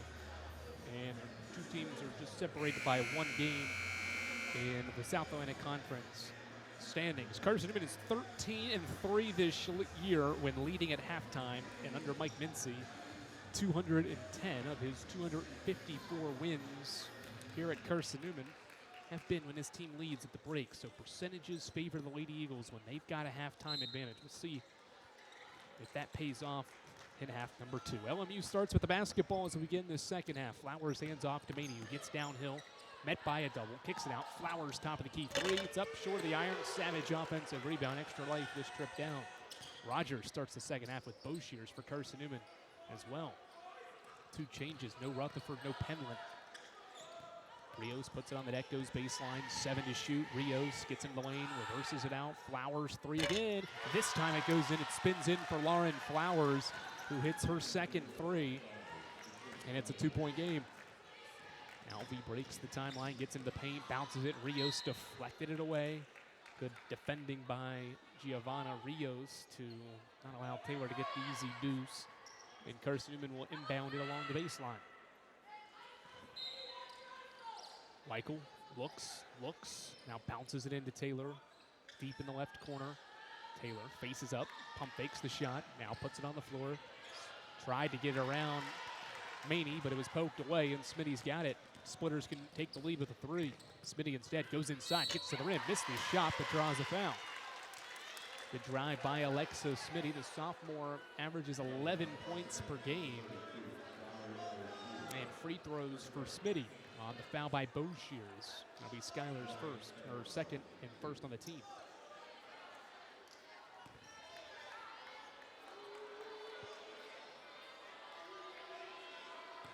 Smitty to the line. Free throw is up, and it's good. Smitty has 3 points. Her first trip to the line where she shoots it at a 63% rate. This one can tie the game just 54 seconds into the second half. Bend to the knees, and it's up, and it rolls off the iron. Rogers the miss. Keeley has 6 boards. Gets it back, reverses to Boshears. Skylar faces up, chest pass to Weichel, top of the key. Braylon puts it on the floor. Dribbles to the right wing. Back out Rogers. Halfway through this sequence, Rogers lowered her shoulder, offensive foul. Rios takes it, and Carson-Newman gives it back. Rogers commits her first and the team's second here in the quarter. Slower start for the Lady Eagles, a quicker start for the Rail Splitters. A couple of defensive stops as Rios takes the hit and the charge. Basket for the Rail Splitters will give them the lead back with 8:40 to go in the third. Smitty right-hand dribble with the left wing. Off to Flowers, who gets to the basket. Left block shot off glass. Strong rebound, Lindsay Taylor, her 8th board. Two boards away from another double-double. Alvey skips it across Boshears. Skylar between the legs. Off to Rogers. Rogers to Weichel. Braylon steps back. Thought about the shot. Now will take a deep 2. It's Strong. Rebound Flowers. And Flowers fouled by Alvey. That's 3 team fouls on Carson-Newman. Alvey commits her first. We're seeing this third quarter play out a little bit in the fouls department as it did for LMU in the second. They hadn't committed very many fouls in the first. No fouls at all in the first quarter. And then committed 10 in quarter number 2. While it didn't totally play a factor with only Carson-Newman making 5 of the 9 free throws, certainly has changed the landscape of the game a little bit in terms of foul trouble as Weichel picks the pocket of Rios. Weichel to the rim, shot up, but an offensive foul. Smitty stepped over for the charge, and that's 4 team fouls, and we're not even 2 minutes into the quarter. Michael's first, as Rutherford and Penland back to the scores table to check in to replace Boshears and Rogers. Let's see, it's a timeout anyway. Mike Mincy's going to talk things over. His team hasn't scored nearly 2 minutes into the third, and the Rail Splitters have the first 4 points to draw within a point. Rail Splitters basketball when we get back. It's Carson-Newman 35, Lincoln Memorial 34 with 8:07 to go in the third. We're back to hold after this. At InterDigital, we strive to be a leading provider of cutting-edge digital and marketing solutions. At InterDigital, we want to help our clients find success. Our team of technology gurus work together to ensure InterDigital continues to progress forward as technology advances. At InterDigital, we make technology work for you. Visit interdigital.com for IT support, web development, virtual tours, graphic design, internet marketing, mobile app, and film production services. InterDigital, laser focused on your success. Serving East Tennessee for 40 years, Magaha Electric is the perfect choice for all your electrical projects. Magaha Electric specializes in commercial, commercial, retail, manufacturing, residential, and industrial contracting needs. Magaha Electric can provide superior service, technical know-how, and realistic budgeting for any size project in a timely, cost-effective manner. Visit MagahaElectric.com for all your electrical contracting needs. Magaha Electric, your East Tennessee electrical contracting source. LMU basketball with 8:07 to go in the third quarter. As Carson-Newman has committed a couple of turnovers, has committed 4 fouls here early on as well. So it'll be important to limit the fouls down the stretch, because every time Carson-Newman fouls the rest of the period, Lincoln Memorial can get free throws out of it, and they're 5 of 6 today. Rios breaks the pressure and hands off Smitty. Smitty at the top of the key, gets to the basket. Rutherford blocked the shot off Smitty. Eagles get it back. What a defensive play right here by Torrey Rutherford. Got beat off the bounce, worked back into the play, and swatted the shot off Smitty. Just the third block of the game by Carson-Newman as well. Eagles break the pressure. Penland to Rutherford. Torrey, determined drive, lobs it in. Taylor makes the catch. One dribble, gets to the right side and makes the layup. Torrey Rutherford finds Taylor for 2, who's got 13 in the lead back to 3. Carson-Newman's on the board in the second half. Rios sprints across the timeline, gets around Weichel. Now we'll back it out front. Giovanna Rios, the graduate student, amongst a bunch of graduate students the Rail Splitters put out there, gives it off Smitty. Back out Savage, top of the key. Rios puts it on the deck, backs down Weichel. Rios kicks it out, Savage, pump fakes a 3, hands back to Rios, 5 to shoot. They go in, right block, Maney spins away from a double, fades away, missed the shot, Taylor rebound. She's got 9 boards and is closing in on another double-double. Gonna walk it up the floor herself and bounce it to Alvey. Alvey dribbling, hands off, Campbell Penland, right wing 3, up short, rebound into the hands of Jordan Maney. Her third board. Rios the other way in transition, stops from 12 and it hits. Giovanna Rios has her second basket and it's 37-36. Here comes a double possibly. Let's see, Smitty gonna play man-to-man. Rios won't come, now comes. Rutherford dribbles away from it. Now off to Penland. Alvey lobs it in. Taylor can't make the catch, has to throw it back into play, and Maney's got the steal. Numbers the other way. Taylor trails the picture, 5 on 4. Savage cuts to the basket. Maney doesn't see her, puts it up herself, airballed it, rebound, fumbled. Alvey saved it. Weichel's got it. 3 on 2 the other way. Weichel to the right wing, kicks it into the corner. Penland 3, up, short, offensive rebound. Taylor, power dribble, gets around Savage, missed the shot off the iron. Rutherford tips it out. Taylor left hand hook in the lane, no, but an offensive foul. 5th team foul as Lindsay Taylor commits the offensive foul.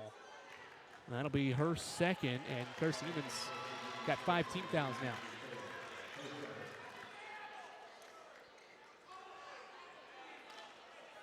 It's been a lopsided officiating game. Not that it's been called poorly, but saw 10 team fouls to none by Carson-Newman in the second quarter. We've seen 5 to none here in the third. 4 minutes in, Carson-Newman's up by 1. Rios pressured by Rutherford. Chest pass to Jordan Maney. It's reversed to Smitty. Now to Rios. Lob to Maney, right elbow. Maney back cutting as Rios makes the catch along the baseline. Backs around Rutherford off glass with a shot and in.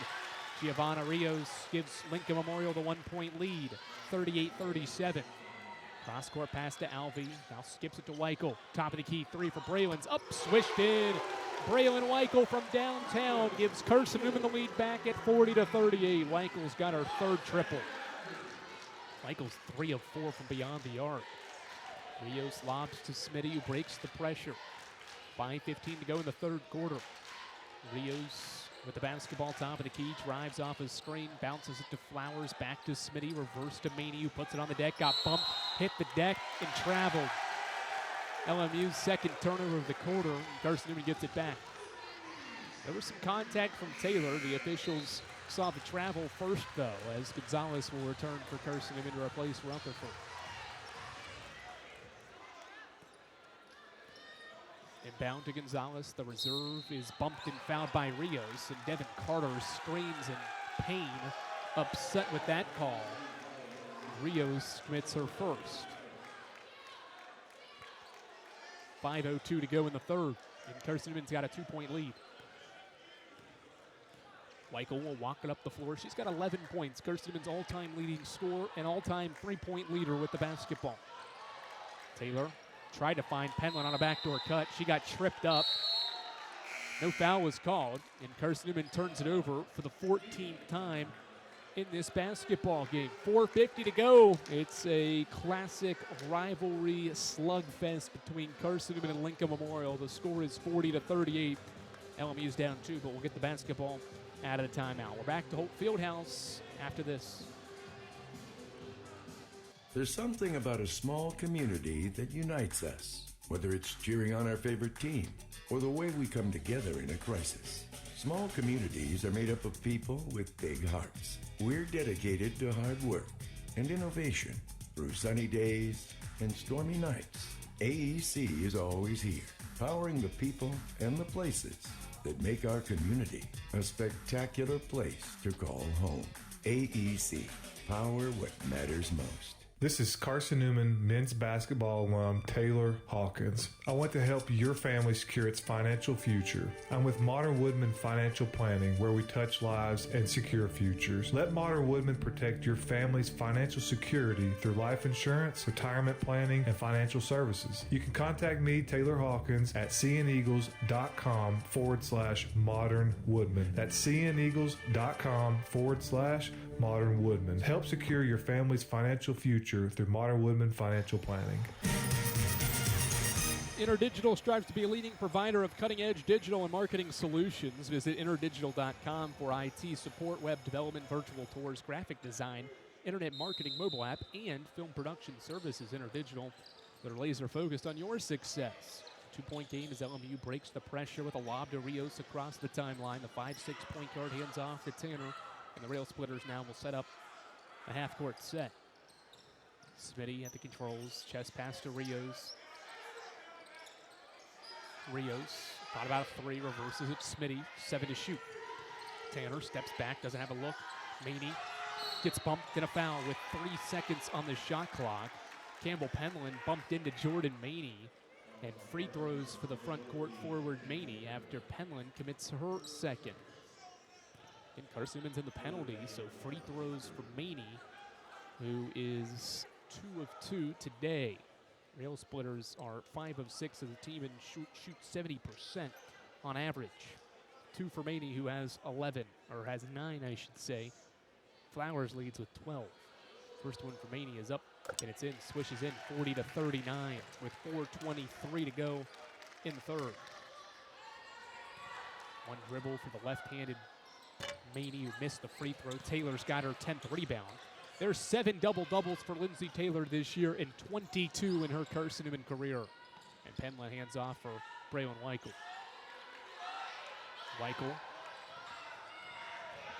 Weichel off a screen. Weichel over to Penland. Campbell pump fakes, gets into the paint, steps back, free throw line, shot up and in. Campbell Penland with a big-time basket, her second field goal. She's got 5. And Devin Carter would like to burn a 30-second timeout. With 3:58 to go in the third quarter. Big shot from Campbell Penland, who has 5 points in the game. Look at this shot, a difficult shot with Flowers contesting from the free throw line. It's 42-39. Tri-Lite is your home team internet provider. Tri-Lite provides Jefferson City with ultra-fast, ultra-reliable fiber broadband. Let them serve you. Visit trilite.net. Well, a couple of categories. Points off turnover, we talked about. Offensive rebounding, we talked about at the break. Carson-Newman has not scored any points off of LMU mistakes here in the second half. And it does have 2 offensive rebounds, but they haven't played as big of a role, have those 2 categories here early in this third quarter. We'll see if that changes and if that changes the complexion and how this game gets played out the rest of the way. It's Carson-Newman by 3 and Lincoln Memorial basketball. We've got a player across the way with a shoe untied. That's taken care of, and LMU inbounds. Packed house here in Holt for a doubleheader of action here on the Eagles Sports Network between Carson-Newman and Lincoln Memorial.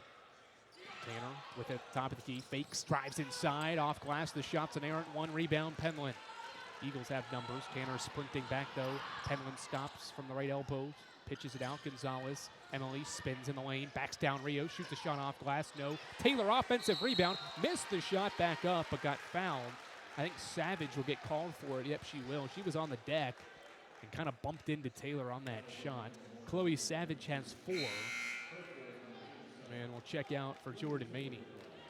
Really not anything Chloe Savage can do underneath there because of the situation, her being on the ground. Harder to get out of the way in that aspect. Taylor to the line, first free throw, rolls off the front of the iron to the backboard and in. 43-39, 3.5 to go in the third.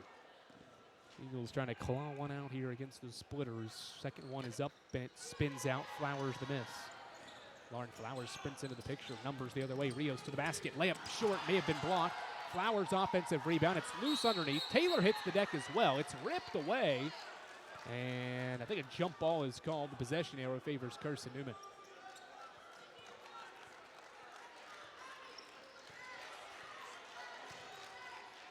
Good effort by Alvey to not only block the shot, but watch her get back in there, rip it out of the hands of Flowers, and help get in there for the jump ball. That's great activity by Michaela Alvey on the defensive end. Full court pressure here from the Rail Splitters. We haven't inbounded the basketball yet. One of the officials here near side is having a conversation with Devin Carter. That may be why we're waiting to play. Nope, we're ready now. As Penland bounces it in to Weichel in the backcourt. Man-to-man pressure. The Rail Splitters won't double. It's just full court man-to-man. Weichel walks it across in time. Graduate student, left-hand bounce pass to Penland, left elbow. Campbell puts it on the deck, gets into the lane, gets bumped by Tanner. Made the basket. The official waves it off. And a foul called on Tanner. That'll be number 2 on Maddie Tanner. And the team's third. Weichel will inbound, right block.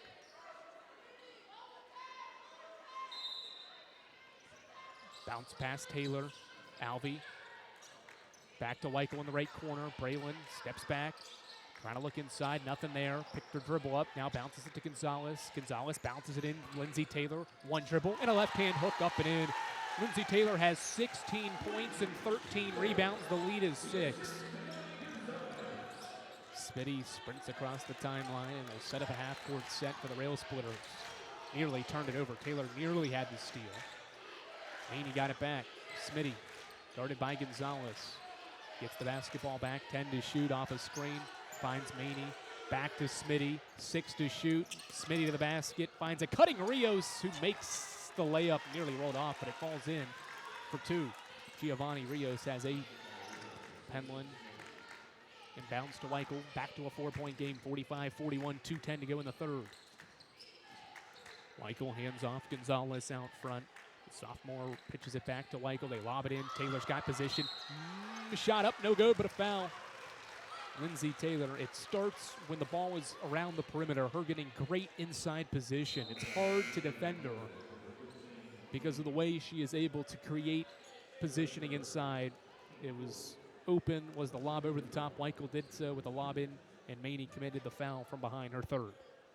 4th team foul as Taylor shoots more free throws. 4 of 8 today, make it 5 of 9. 17 and 13 for Taylor in this basketball game. She's hoping Carson-Newman out-rebound LMU by 11 as well. Makes 2, and it's back to a 6-point lead. Taylor's career high for boards is 16. She has a new season high in boards of 13 now and just reached in on Smitty.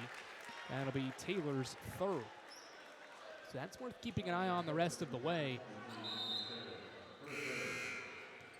Lindsay Taylor yelling over at the coaching staff to Mike Mincy and Dusty Nichols saying, don't take me out, but they will take her out in favor of Maddie Knuckles here with 1:55 to go.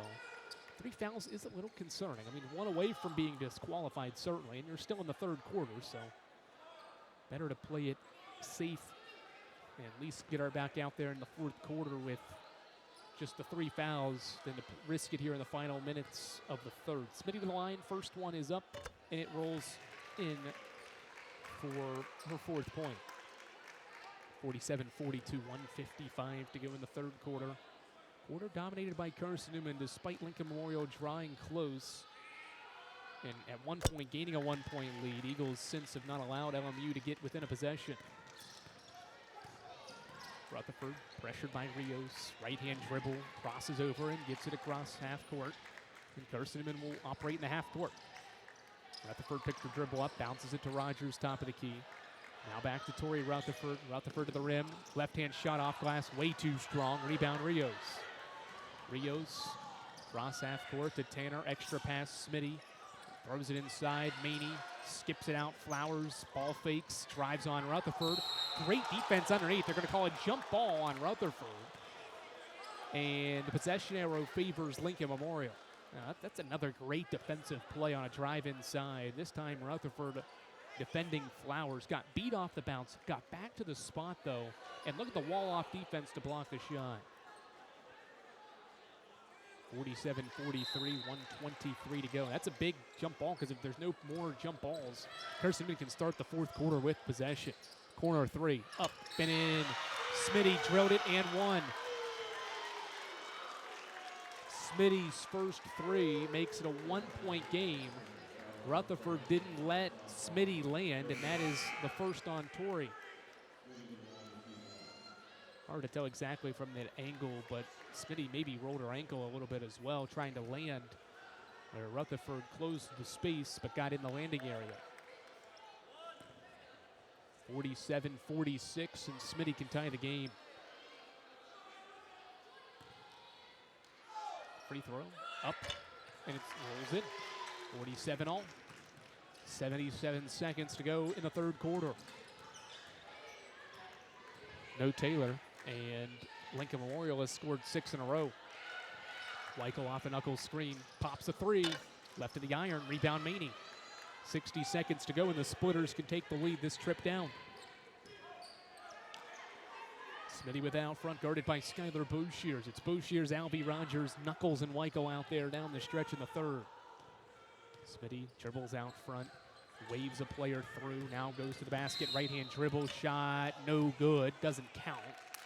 Regardless, the foul was on the floor. They get Michaela Albie for the foul. That is Albie's second foul. Albie wasn't even near the picture. That should have been on Boshears, but they call it on Albie. Her second team foul. Number 5, Carson-Newman's in the bonus. More free throws for the Rail Splitters. First one for Smitty's up and in, and Lincoln Memorial has the lead back. It is our 12th lead change of the game. Game that's been tied 4 times. But despite all the lead changes, Carson-Newman still led for 23 minutes of this basketball game. Smitty with 10 points, a lot of it in there in the third quarter here, makes the second. Evan Carter wanted the sub, didn't get it. Officials didn't see Sophie Henry ready to check in. And Carson-Newman plays on with the basketball. Weichel off a screen, picked her dribble up, looking. Still looking, needs help, hands off Rogers. Keeley crosses over, goes to the basket, splits 2, right-hand layup. It goes in and 1. Rogers split 2 defenders and used some English for the layup plus the foul. Rogers has 6 points off the bench. And watch this finish again. The crossover, the step through of 2 defenders, and a little bit of English to let that one roll in for the Deuce. 49-49, 27 seconds left in the third. Free throw up and in. Carson-Newman's back up by 1. Rogers with 7 points, 6 rebounds, 4 assists off the bench. It's 50-49. Final 20 seconds. The shot clock is off. Smitty dribbles out front. Guarded by Boshears, trying to hold for the final shot. Foul was on Maddie Tanner. That last trip down, 10 seconds. Smitty goes to work. Right-hand dribble, kicks into the corner. Rios thought about a 3, gives it back to Smitty. A jab step, a step back. Flowers, top of the key 3. It's up and it's in. Lauren Flowers at the third quarter buzzer gives LMU the 2-point lead. Flowers has hit 3 threes in the game. And Lincoln Memorial is up 52-50. We head to the fourth quarter. Flowers, a big-time bucket to propel the Rail Splitters to a 2-point lead as we head to the final quarter here on the Eagles Sports Network. We select our insurance companies the same way you do, very carefully. When you work with us, you can count on receiving fast, courteous, and professional service and quality protection through Auto Owners Insurance. For a no-problem approach for your life, home, car, and business insurance needs, ask us about the No Problem Company, Auto Owners Insurance. Call Bible Insurance Agency at 423-586-4320 or go by 1600 East Andrew Johnson Highway in Morristown, serving the Lakeway area's insurance needs since 1931. We love to cheer for our home teams, like the Eagles. It means more when we're rooting for the people we know. Did you know Tri-Lite is your home team internet provider? We're right here in Jefferson City, serving the people we know with our ultra-fast, ultra-reliable fiber broadband network. And we'd love to serve you. Learn more at trilite.net or by calling 833-847-0824. Go Eagles! All right, we've got a good one here inside of Holt Fieldhouse. Carson-Newman's outscored 22-15 in quarter number 3, and Lincoln Memorial heads into the fourth quarter up by 2 points. First Bank is the official bank of Carson-Newman Athletics, and the only place you can get a Carson-Newman Eagles debit card. Stop by any First Bank location to get your Carson-Newman debit card to show your Eagles pride. Heading into the fourth quarter when trailing this season, Carson-Newman 1-2 and only has 11 wins under Mike Mincy when trailing after 3. Eagles down 2 to start the fourth. Nearly turned it over. Flowers jumps the passing lane to deflect it out. And Carson-Newman will keep it with 19 on the shot clock. Who's going to step up and bury shots? Is it Weichel for Carson-Newman? Lindsey Taylor's been the focal point of the offense once again, 18 and 13. But others will need to make shots here in the fourth. Weichel to the basket, left-hand layup, no. Offensive rebound was tipped by Taylor, but Robinson comes out of the pack with a basketball. The Splitters will slow it down early in the fourth quarter, walk it across half court. Sophie Henry back to Smitty. Smitty off a screen, right-hand dribble, met by Boshiers, backs her down, dribbles out of the paint and back toward the three-point line. Meany hands off Smitty. Kicks it out, Henry, top of the key three. Here's a launch and a miss. Alvey rebounds. Fouls will play a critical part in this game as well. Boshiers in the fast break doesn't have anything. Off to Alvey. Michaela Alvey dribbles out front, left-hand dribble, stops from the elbow, shoots a shot. It bounced out of there. Robinson the rebound. It's poked away from her, and still able to get it to Smitty though. Smitty in transition into the corner. Flowers, right corner three, up long, rebound, deflected. Was it touched by Carson-Newman? It was off LMU, they say. And the ball back to Carson-Newman. We're stuck at a 52-50 score here, despite some good looks on both ends. Weichel gets the inbound. 8:45 to go in the fourth quarter. Rogers to Alvey. Lobs it in. Taylor makes the catch at the left block. One dribble. Henry poked it away from behind. Good double team by Henry underneath. And Carson-Newman keeps it. Lady Eagles this year have only won 2 games by single digits. The other 12 have been by double figures. Haven't played in a ton of single-digit games, but they've only won 2 out of 7 played. Michael chest pass, Boshiers to Taylor. She's met by 2, ripped through. Nice cut, Rogers there for the layup. Keeley's got 9, and we're tied again, 52 all. Boshiers guards Henry in the backcourt, who walks it up the floor. Henry dribbles with her right hand out front as we approach 2 minutes into the fourth. Henry still has the basketball, nearly turned it over. Maney's got it.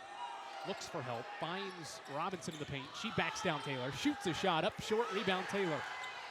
Lindsey's got 3 fouls, but grabs another rebound, 14 of them.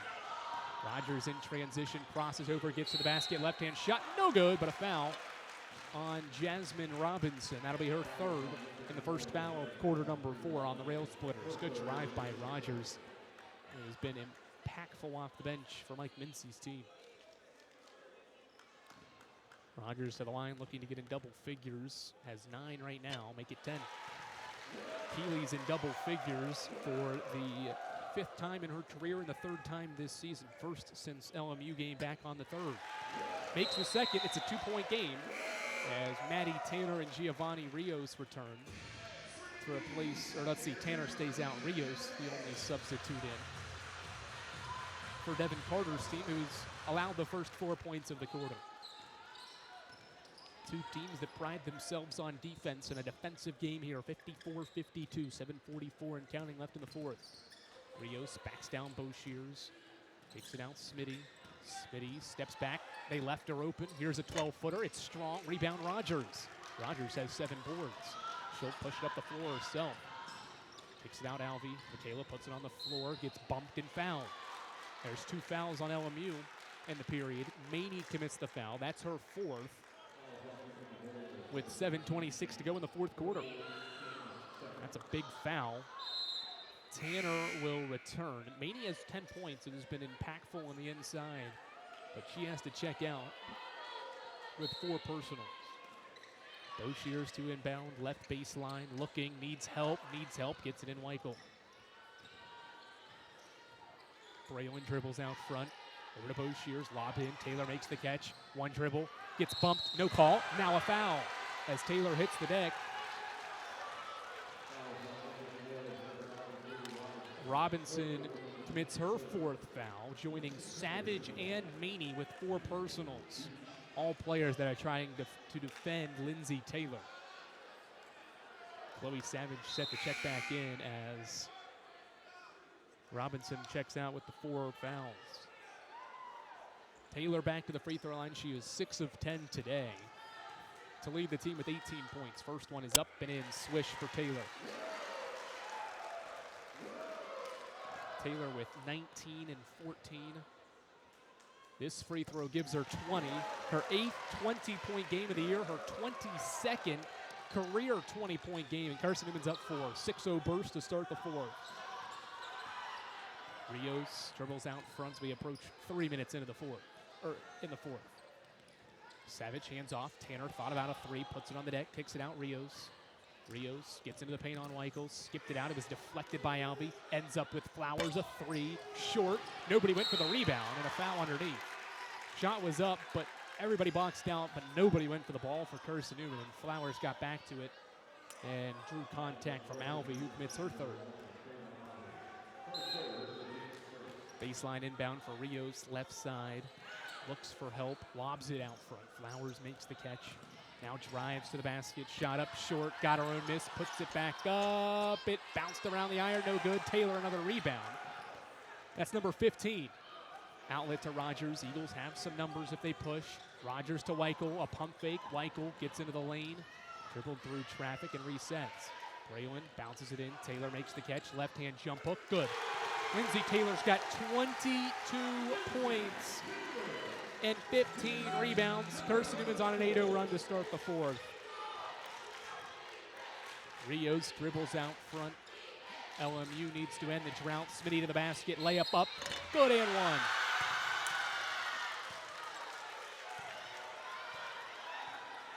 Smitty has 13.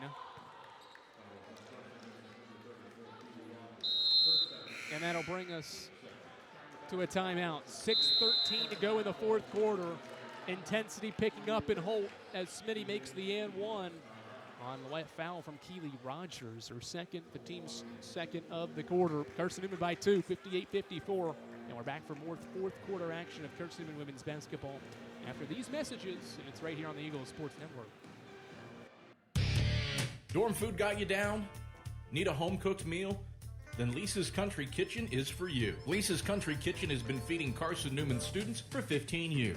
Lisa's has a family-friendly atmosphere all day long, from the morning with her $2.99 breakfast specials to dinner with Lisa's fresh, never-frozen steaks. Carson-Newman students get a 10% discount with their student ID. Lisa's Country Kitchen on Route 92 off Old Andrew Johnson Highway. The best food for the best prices. How do you know you're in a community, not just a town? Well, strangers smile as they walk by. They refill your coffee without you asking. And when you ask directions, people offer to walk you there. Communities give more. The way you know when you walk into First Bank that you are in a real community bank. Great products, direct access to your local bankers, and relationships that can last a lifetime. Don't just have an account. Have a community with First Bank. Member FDIC. All right, Alexis Smitty to the line to try to complete a 3-point play. In what is a jam-packed Holt Fieldhouse, starting to be hard to find a place to sit here in Holt. A jam-packed Holt Fieldhouse on this Wednesday evening as people continue to file in with the men's game to follow. 58-55. Smitty completes the three-point play to make it a three-point game. Rogers breaks the timeline. 4 minutes in to quarter number 4. Weichel nearly threw it away. It's deflected out by Rios. It'll stay with Carson-Newman across the way. Penland returns. Bo Shears will exit. Taylor with 22 points to lead the way. Weichel and Rogers each have 11. As Penland will trigger it in. Looks, fakes a pass to make one to Taylor, who hands back for Campbell Penland. Penland has 5 points. They bounce it in. Taylor met by 2. Splits the 2 defenders. Left-hand jump hook in the lane.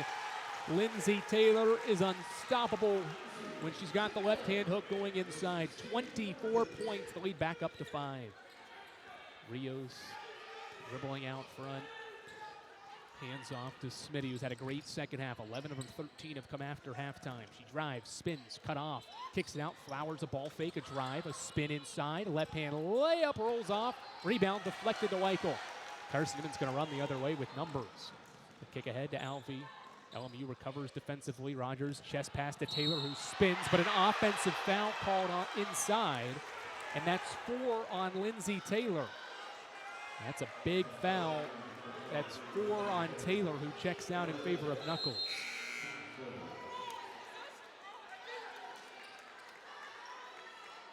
Taylor goes to the bench. With Carson-Newman up by 5. Let's make a note of that. 5:18 to go. And going to the bench is Lindsay Taylor with the 4 fouls. Does that play a role down this stretch here as we near the halfway point of quarter number 4? Smitty to Flowers, left corner, back to Smitty. Smitty a jab step, hands off Tanner. Tanner back to Smitty, 7 to shoot. Smitty, right-hand dribble, kicks it out. Rios, right corner 3, up, long, rebound Alvey. Alvey with rebound number 8. Alvey had a steam into the front court, turned it over. Tanner the steal. Flowers behind the back, crosses half court, steps back. And now we'll hand off to Smitty. Left open, she pump fakes, turns down a 3. 4.5 to go in the fourth quarter. Defensive stops needed for both teams here down the stretch to win this one. Smitty drives on Rogers. Rogers sends it back. Numbers the other way. Penland in transition. Drives, kicks it out. Weichel steps back. Here's a 3. Cash! Carson-Newman by 8. 63-55. And Carson-Newman forces a turnover in the backcourt. What an excellent sequence for the Lady Eagles. The Rogers block on one end and a Weichel triple on the other. Met her at the summit, and Penland was heads up to find Weichel for 3. 8-point game, 4 minutes to go in the fourth quarter. Penland rejects the screen, dribbled it off her leg, ball's loose on the deck, and it favors Lincoln Memorial. Does the possession arrow.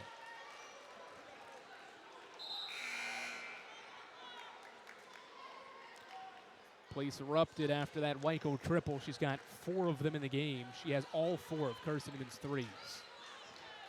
Still an 8-point game. LMU gets the basketball back as we go under 4 minutes to go. Rios dribbles out front. Where does LMU go for offense here down the stretch? Rios says, I'll take it to the basket by self, and it gets the friendly roll. 63-57. Alvey dribbles in the backcourt. Crosses over on Rios, leaves it off Weichel, skips it over to Rogers. Keeley back to Braylon, 3.5 to go. Braylon crosses over off a screen. Here's another 3. Too strong, look good. Ball tipped out, Rogers has got it, back to Braylon. Extra life, another offensive rebound. Eagles have 14 of them. Michael will burn some clock, now bounces it to Alvey. Michaela Alvey rejects the screen, goes to the basket. Layup good and 1! Michaela Alvey with a determined drive to the rim. Carson-Newman's up by 8, and Jordan Maney just fouled out. What a take by Michaela Alvey all the way to the basket. She has 7. How about the finish with the hard fall as well? 7 points for Alvey, 7 rebounds, 3 assists. Now a chance to complete the three-point play. It's up, it's left of the iron, rebound Tanner. Tanner pressured in the backcourt. Flowers gets it and crosses over. 8-point game, 3 minutes to go. Flowers to the cup. Knuckles blocks it. Another rejection inside on Flowers. And Carson-Newman's Braylon Weichel will walk it up the floor. 2:50 to go. Some defensive magic from the Lady Eagles down the stretch. Rogers to Knuckles. Back to Weichel. Here comes a screen for Alvey, who catches it. Steps back. 14-footer. Alvey too strong on the shot. Chases down her own miss and kicks it back out. Weichel. Winning plays. Alvey didn't make the shot, but she kept it alive. Here's 20 more seconds on a shot clock. Weichel chest pass. Back to Alvey. Now to Knuckles. 7 to shoot. Rogers looking. Puts it on the floor. Keeley stops. Pump fakes. Left-hand shot. Too strong. Rebound Savage. Well, if Carson-Newman accomplished anything there, they ran more time off in an 8-point game with 2 minutes to go. Smitty out front, guarded by Rogers. Doing this without Taylor, who waits at the scorer's table. Savage hands off Tanner. A 3 from the top of the key. Banked in. Maddie Tanner keeps LMU alive with a banked in 3. It's 65-60. And with a minute 54 to go, LMU burns a timeout.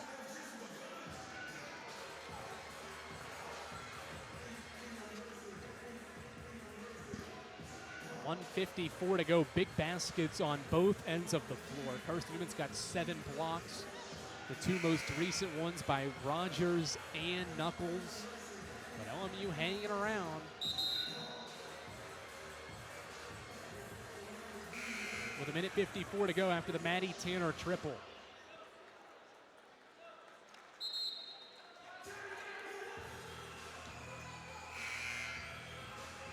It'll be Carson-Newman basketball. LMU has 2 timeouts left. Carson-Newman's got 3. Or check that. 2 for both teams. Rogers will inbound. Gets it to Weichel. Ball tipped. Weichel turns it over. Smith kicks it out. Smitty to the basket. Left-hand layup. No good, but a foul. You know, shades of what happened in Harrogate. Weichel had 2 rare turnovers similar to that right there that she gave away. And it happens again in the backcourt this time. Smith the deflection to force the steal. And now free throws for Smitty, where she is 7 of 8 today. 5-point game.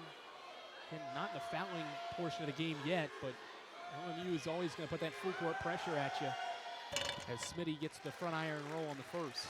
And expect them to keep up with this full court pressure. Another look at the Smitty drive. Got a leg from Rogers, who committed her 3rd. Both teams have 14 fouls, so the rest of the way we'll see free throws. Next free throw is up. Swishes in for Smitty. 3-point game. Rogers lobs it out. Alvey makes the catch. Skips it across to Weichel. 3-point game. Weichel dribbles out front. Bounces it to Penland. Alvey lobs it in. Penland the catch. The left-hand layup too strong. Rebound tipped. Weichel's got it. It falls to Penland. Right hand hooked in the lane is good. Another second chance bucket for Carson-Newman. And it's back to a 5-point game. Minute 20 to go. Penland has 7.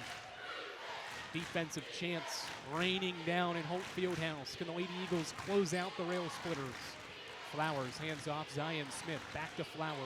Right block touch Savage. Savage puts it on the floor. Backs down Taylor. Turns. Fades away. Shoots a brick. And a rebound for Penland.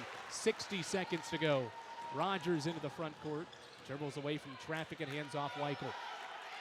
Well, the rail splitters came back from 9 down in the final 70 seconds. They're down 5 with 51 seconds left. And Smitty with a take foul.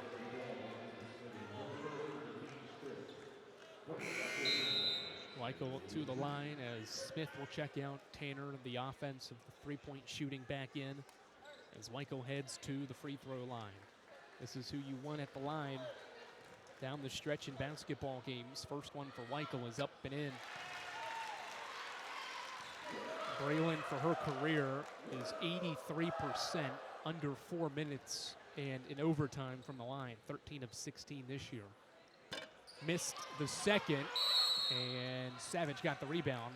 And Lincoln Memorial calls for time. 68-62, 51 seconds to go. And LMU burns one of their 2 remaining timeouts. It's a 30-second timeout. Nope, it's a full timeout. They'll move it to a full with 51 ticks to go. If you're just joining us, you've missed an exciting basketball game so far. There's been 14 lead changes and 6 ties. Despite the 14 lead changes, Carson-Newman has still basically led for nearly 31 minutes of this basketball game. All the lead changes have only seen LMU lead by 6 minutes and 10 seconds in this game. Eagles have dominated the glass once again, 46-30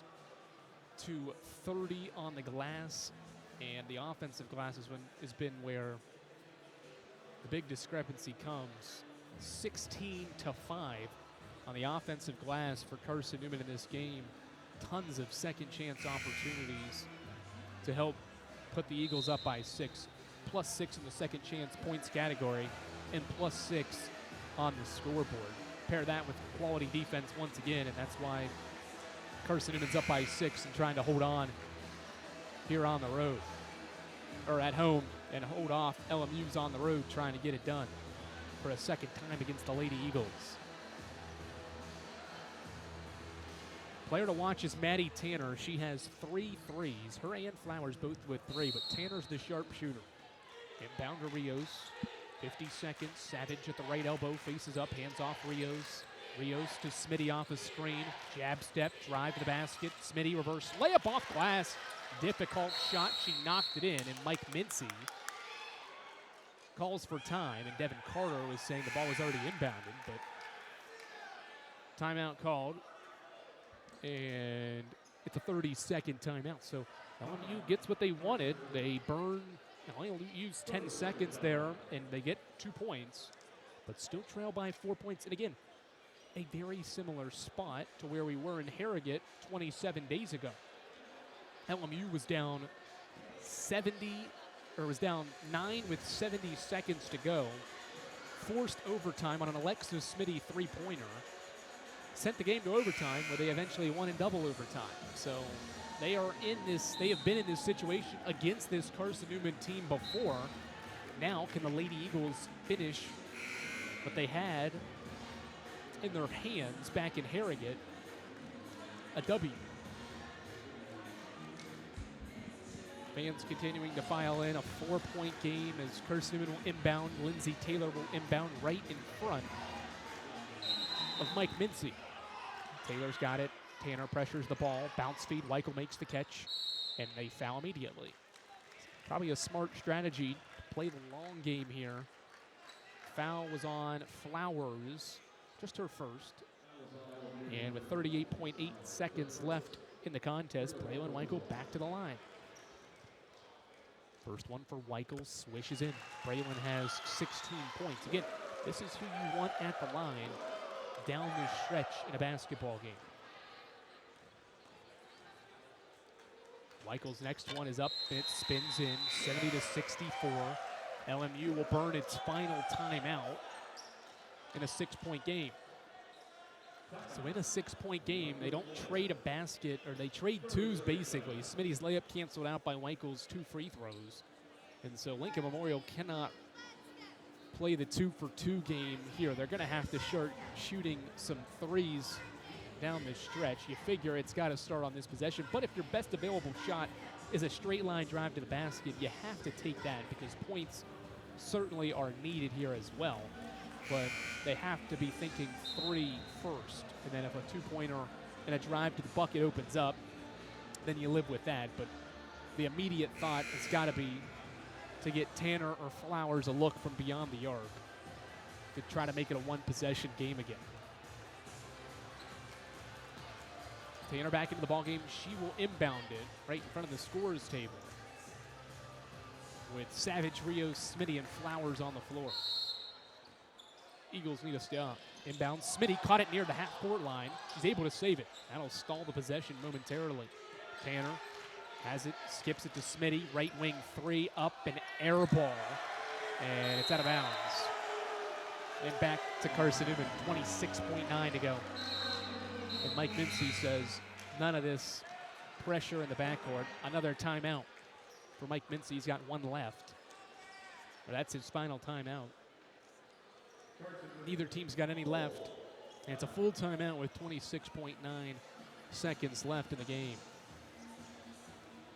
Lady Eagles used a strong fourth quarter here. They have outscored Lincoln Memorial 20-12. And it all started with the 8-0 run to begin the fourth quarter. That set the tone, and it's forced Lincoln Memorial to play from behind in this final quarter. That 8-0 run in the first 3.5 minutes of this fourth quarter is why Carson-Newman is in the position it is in right now. That activity early and often to make it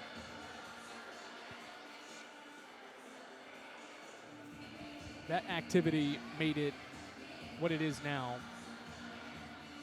and a 6-point lead with 70-64 with 26.9 left in the contest. Lindsay Taylor's got 24 points and 15 rebounds. It's her 5th career double-double against Lincoln Memorial. And Carson-Newman will inbound it with Taylor right in front of the Carson-Newman bench.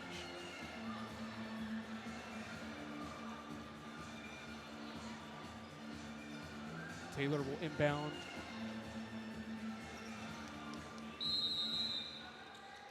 Looking, player hit the deck. Wyko's got it, and Flowers, they're going to foul? Let's see. No, Wyko's still just dribbling, and Flowers now commits the foul. They're just dribbling, watching Wyko dribble there, and eventually Flowers digs in and reaches in for the second time in this game. She fouls. Wyko back to the line where she's 3 of 4. All have come here in the final minutes.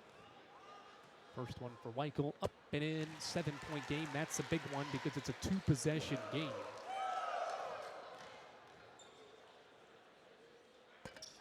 Next free throw is good, 8-point game, no timeouts for the Rail Splitters. Rios will chest pass it into Smitty, give it back to Rios. 17 seconds, Rail Splitters need a 3. Rios kicks it out, Tanner pump fakes, drives back to Rios, corner 3, up short, Rogers the miss. Rail Splitters, will they foul? Nope, they're going to call off the foul, and Carson-Newman gets revenge. Lady Eagles win for the 11th time at home this year. A strong fourth quarter where they outscore Lincoln Memorial 22-12 propels Carson-Newman to a 5th straight win and 11th straight home victory this year. Final score is 72-64. Lady Eagles are 15-5. They're 9-3 in the league and improve to 11-0 at home. Lindsay Taylor, the story of this game, 24 points, 8 of 14 from the field, and grabbed a season-high 15 rebounds. Lady Eagles win by 8. Mike Mincy has seen his team end the month of January with 5 straight dubs, and they salvage the season series with the Splitters evening it up at a game apiece. Carson-Newman wins by 8, and we'll recap it all on the Domino's post-game report after these messages right here on the Eagles Sports Network. If you're looking for official Eagle merchandise, look no further than the Carson-Newman Bookstore. With a large selection of Carson-Newman gifts and apparel, you're sure to find something to please the entire family. From stuffed eagles to towel sets, sweatshirts, shorts, hats, and slippers, we literally have you covered from head to toe. We have just the item you're looking for no matter what the season. So whether you're an Eagle student, parent, alumni, or fan, shop us for everything orange and blue. Call 865-471-3539 for more information and store hours. We'll see you at the Carson-Newman Bookstore. Serving East Tennessee for 40 years, Magaha Electric is the perfect choice for all your electrical projects. Magaha Electric specializes in commercial, retail, manufacturing, residential, and industrial contracting needs. Magaha Electric can provide superior service, technical know-how, and realistic budgeting for any size project in a timely, cost-effective manner. Visit MagahaElectric.com for all your electrical contracting needs. Magaha Electric, your East Tennessee electrical contracting source. The game's over, but we're just getting warmed up. The Domino's postgame report starts in 60 seconds on the Eagles Sports Network. At InterDigital, we strive to be a leading provider of cutting-edge digital and marketing solutions. At InterDigital, we want to help our clients find success. Our team of technology gurus work together to ensure InterDigital continues to progress forward as technology advances. At InterDigital, we make technology work for you. Visit interdigital.com for IT support, web development, virtual tours, graphic design, internet marketing, mobile app, and film production services. InterDigital, laser focused on your success. Domino's Pizza in Jefferson City and Morristown wants to help feed your business. When you're hungry at lunch, show your business card at Domino's in Jefferson City and Morristown when you make your purchase for pickup or delivery to get 25% off the entire order. That's 25% off your order at Domino's in Jeff City and Morristown when you show your business card. Call 865-471-6700 to get a pizza. Domino's, the official pizza of the Carson-Newman Eagles.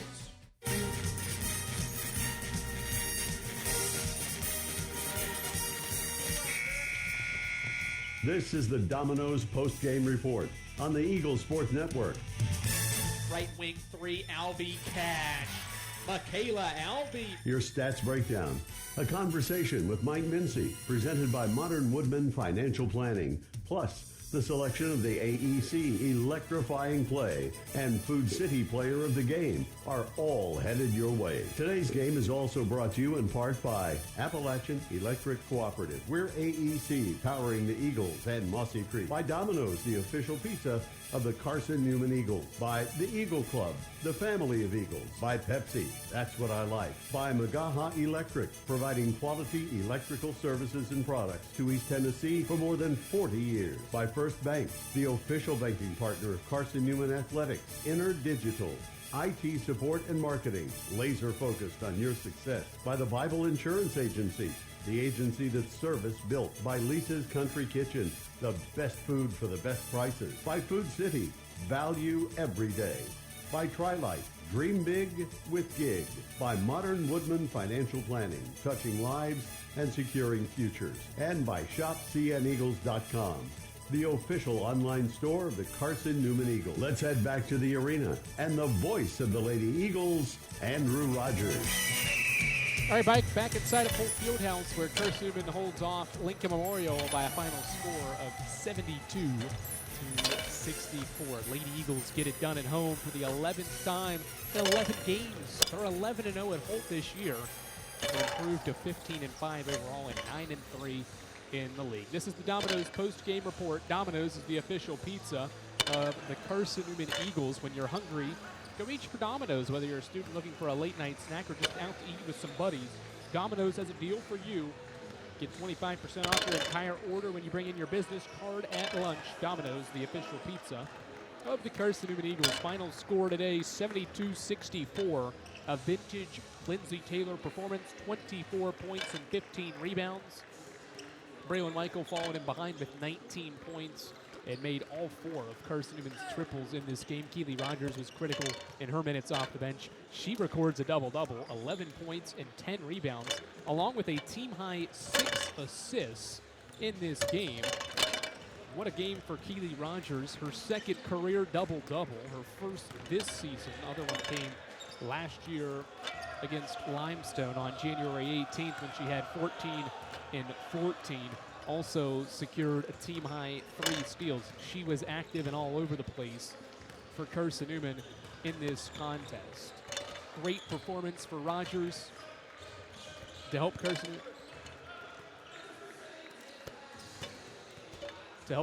secure the 8-point victory, 72-64. Carson-Newman forces yet another opponent to shoot below 38% from the field. 37% is Carson-Newman is what Lincoln Memorial shot in this basketball game. That's the 11th straight team that Carson-Newman is forced to shoot below that mark. Rail Splitters did get 64 points at 8 triples to secure the 8-point lead, or 8-point deficit in this one. Scored 64 points, but got beat on the glass. 48-30 on the glass and 16-5 on the offensive glass. Those are two specific areas that they lacked here today. Nobody had more than 5 rebounds for the Rail Splitters in this game. On the flip side, Carson-Newman had 4 players go for 5 or more boards in this game. That's the story of this one. Lady Eagles shoot 40% and made 18 of 25 from the free throw line. Alexa Smitty leads the way. She scored 18 points, made 9 free throws. Lauren Flowers had 15, Giovanna Rios had 10, and so did Jordan Maney, but she fouled out in 30 minutes of action for the Splitters. Off the bench, Maddie Tanner had 11 points.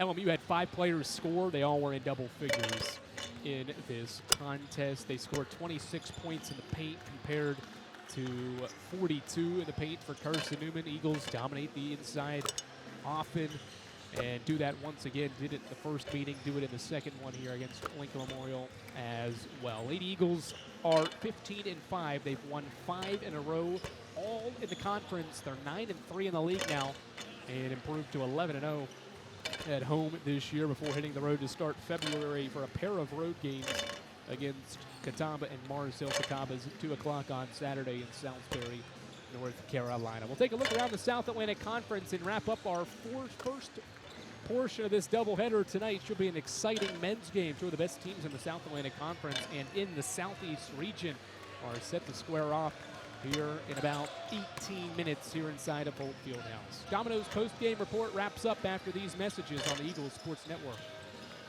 There's something about a small community that unites us, whether it's cheering on our favorite team or the way we come together in a crisis. Small communities are made up of people with big hearts. We're dedicated to hard work and innovation through sunny days and stormy nights. AEC is always here, powering the people and the places that make our community a spectacular place to call home. AEC, power what matters most. We select our insurance companies the same way you do, very carefully. When you work with us, you can count on receiving fast, courteous, and professional service and quality protection through Auto Owners Insurance. For a no-problem approach for your life, home, car, and business insurance needs, ask us about the No Problem Company, Auto Owners Insurance. Call Bible Insurance Agency at 423-586-4320 or go by 1600 East Andrew Johnson Highway in Morristown, serving the Lakeway area's insurance needs since 1931. More player interviews and stats come your way in 60 seconds when the Domino's postgame report continues on the Eagles Sports Network. When you're sick and tired of fast food and need a fresh home-cooked meal, turn to Lisa's Country Kitchen. Lisa's been cooking up her fresh, never-frozen food for the Lakeway area for more than 15 years. Lisa's cares about her customers. You may enter a stranger, but you'll leave a friend. From foot-long hot dogs to juicy steaks, Lisa's has the best food for the best prices. Lisa's Country Kitchen on Route 92 off Old Andrew Johnson Highway. The best food for the best prices. This is Carson-Newman men's basketball alum Taylor Hawkins. I want to help your family secure its financial future. I'm with Modern Woodman Financial Planning, where we touch lives and secure futures. Let Modern Woodman protect your family's financial security through life insurance, retirement planning, and financial services. You can contact me, Taylor Hawkins, at cneagles.com/Modern Woodman. That's cneagles.com/Modern Woodman. Help secure your family's financial future through Modern Woodman Financial Planning.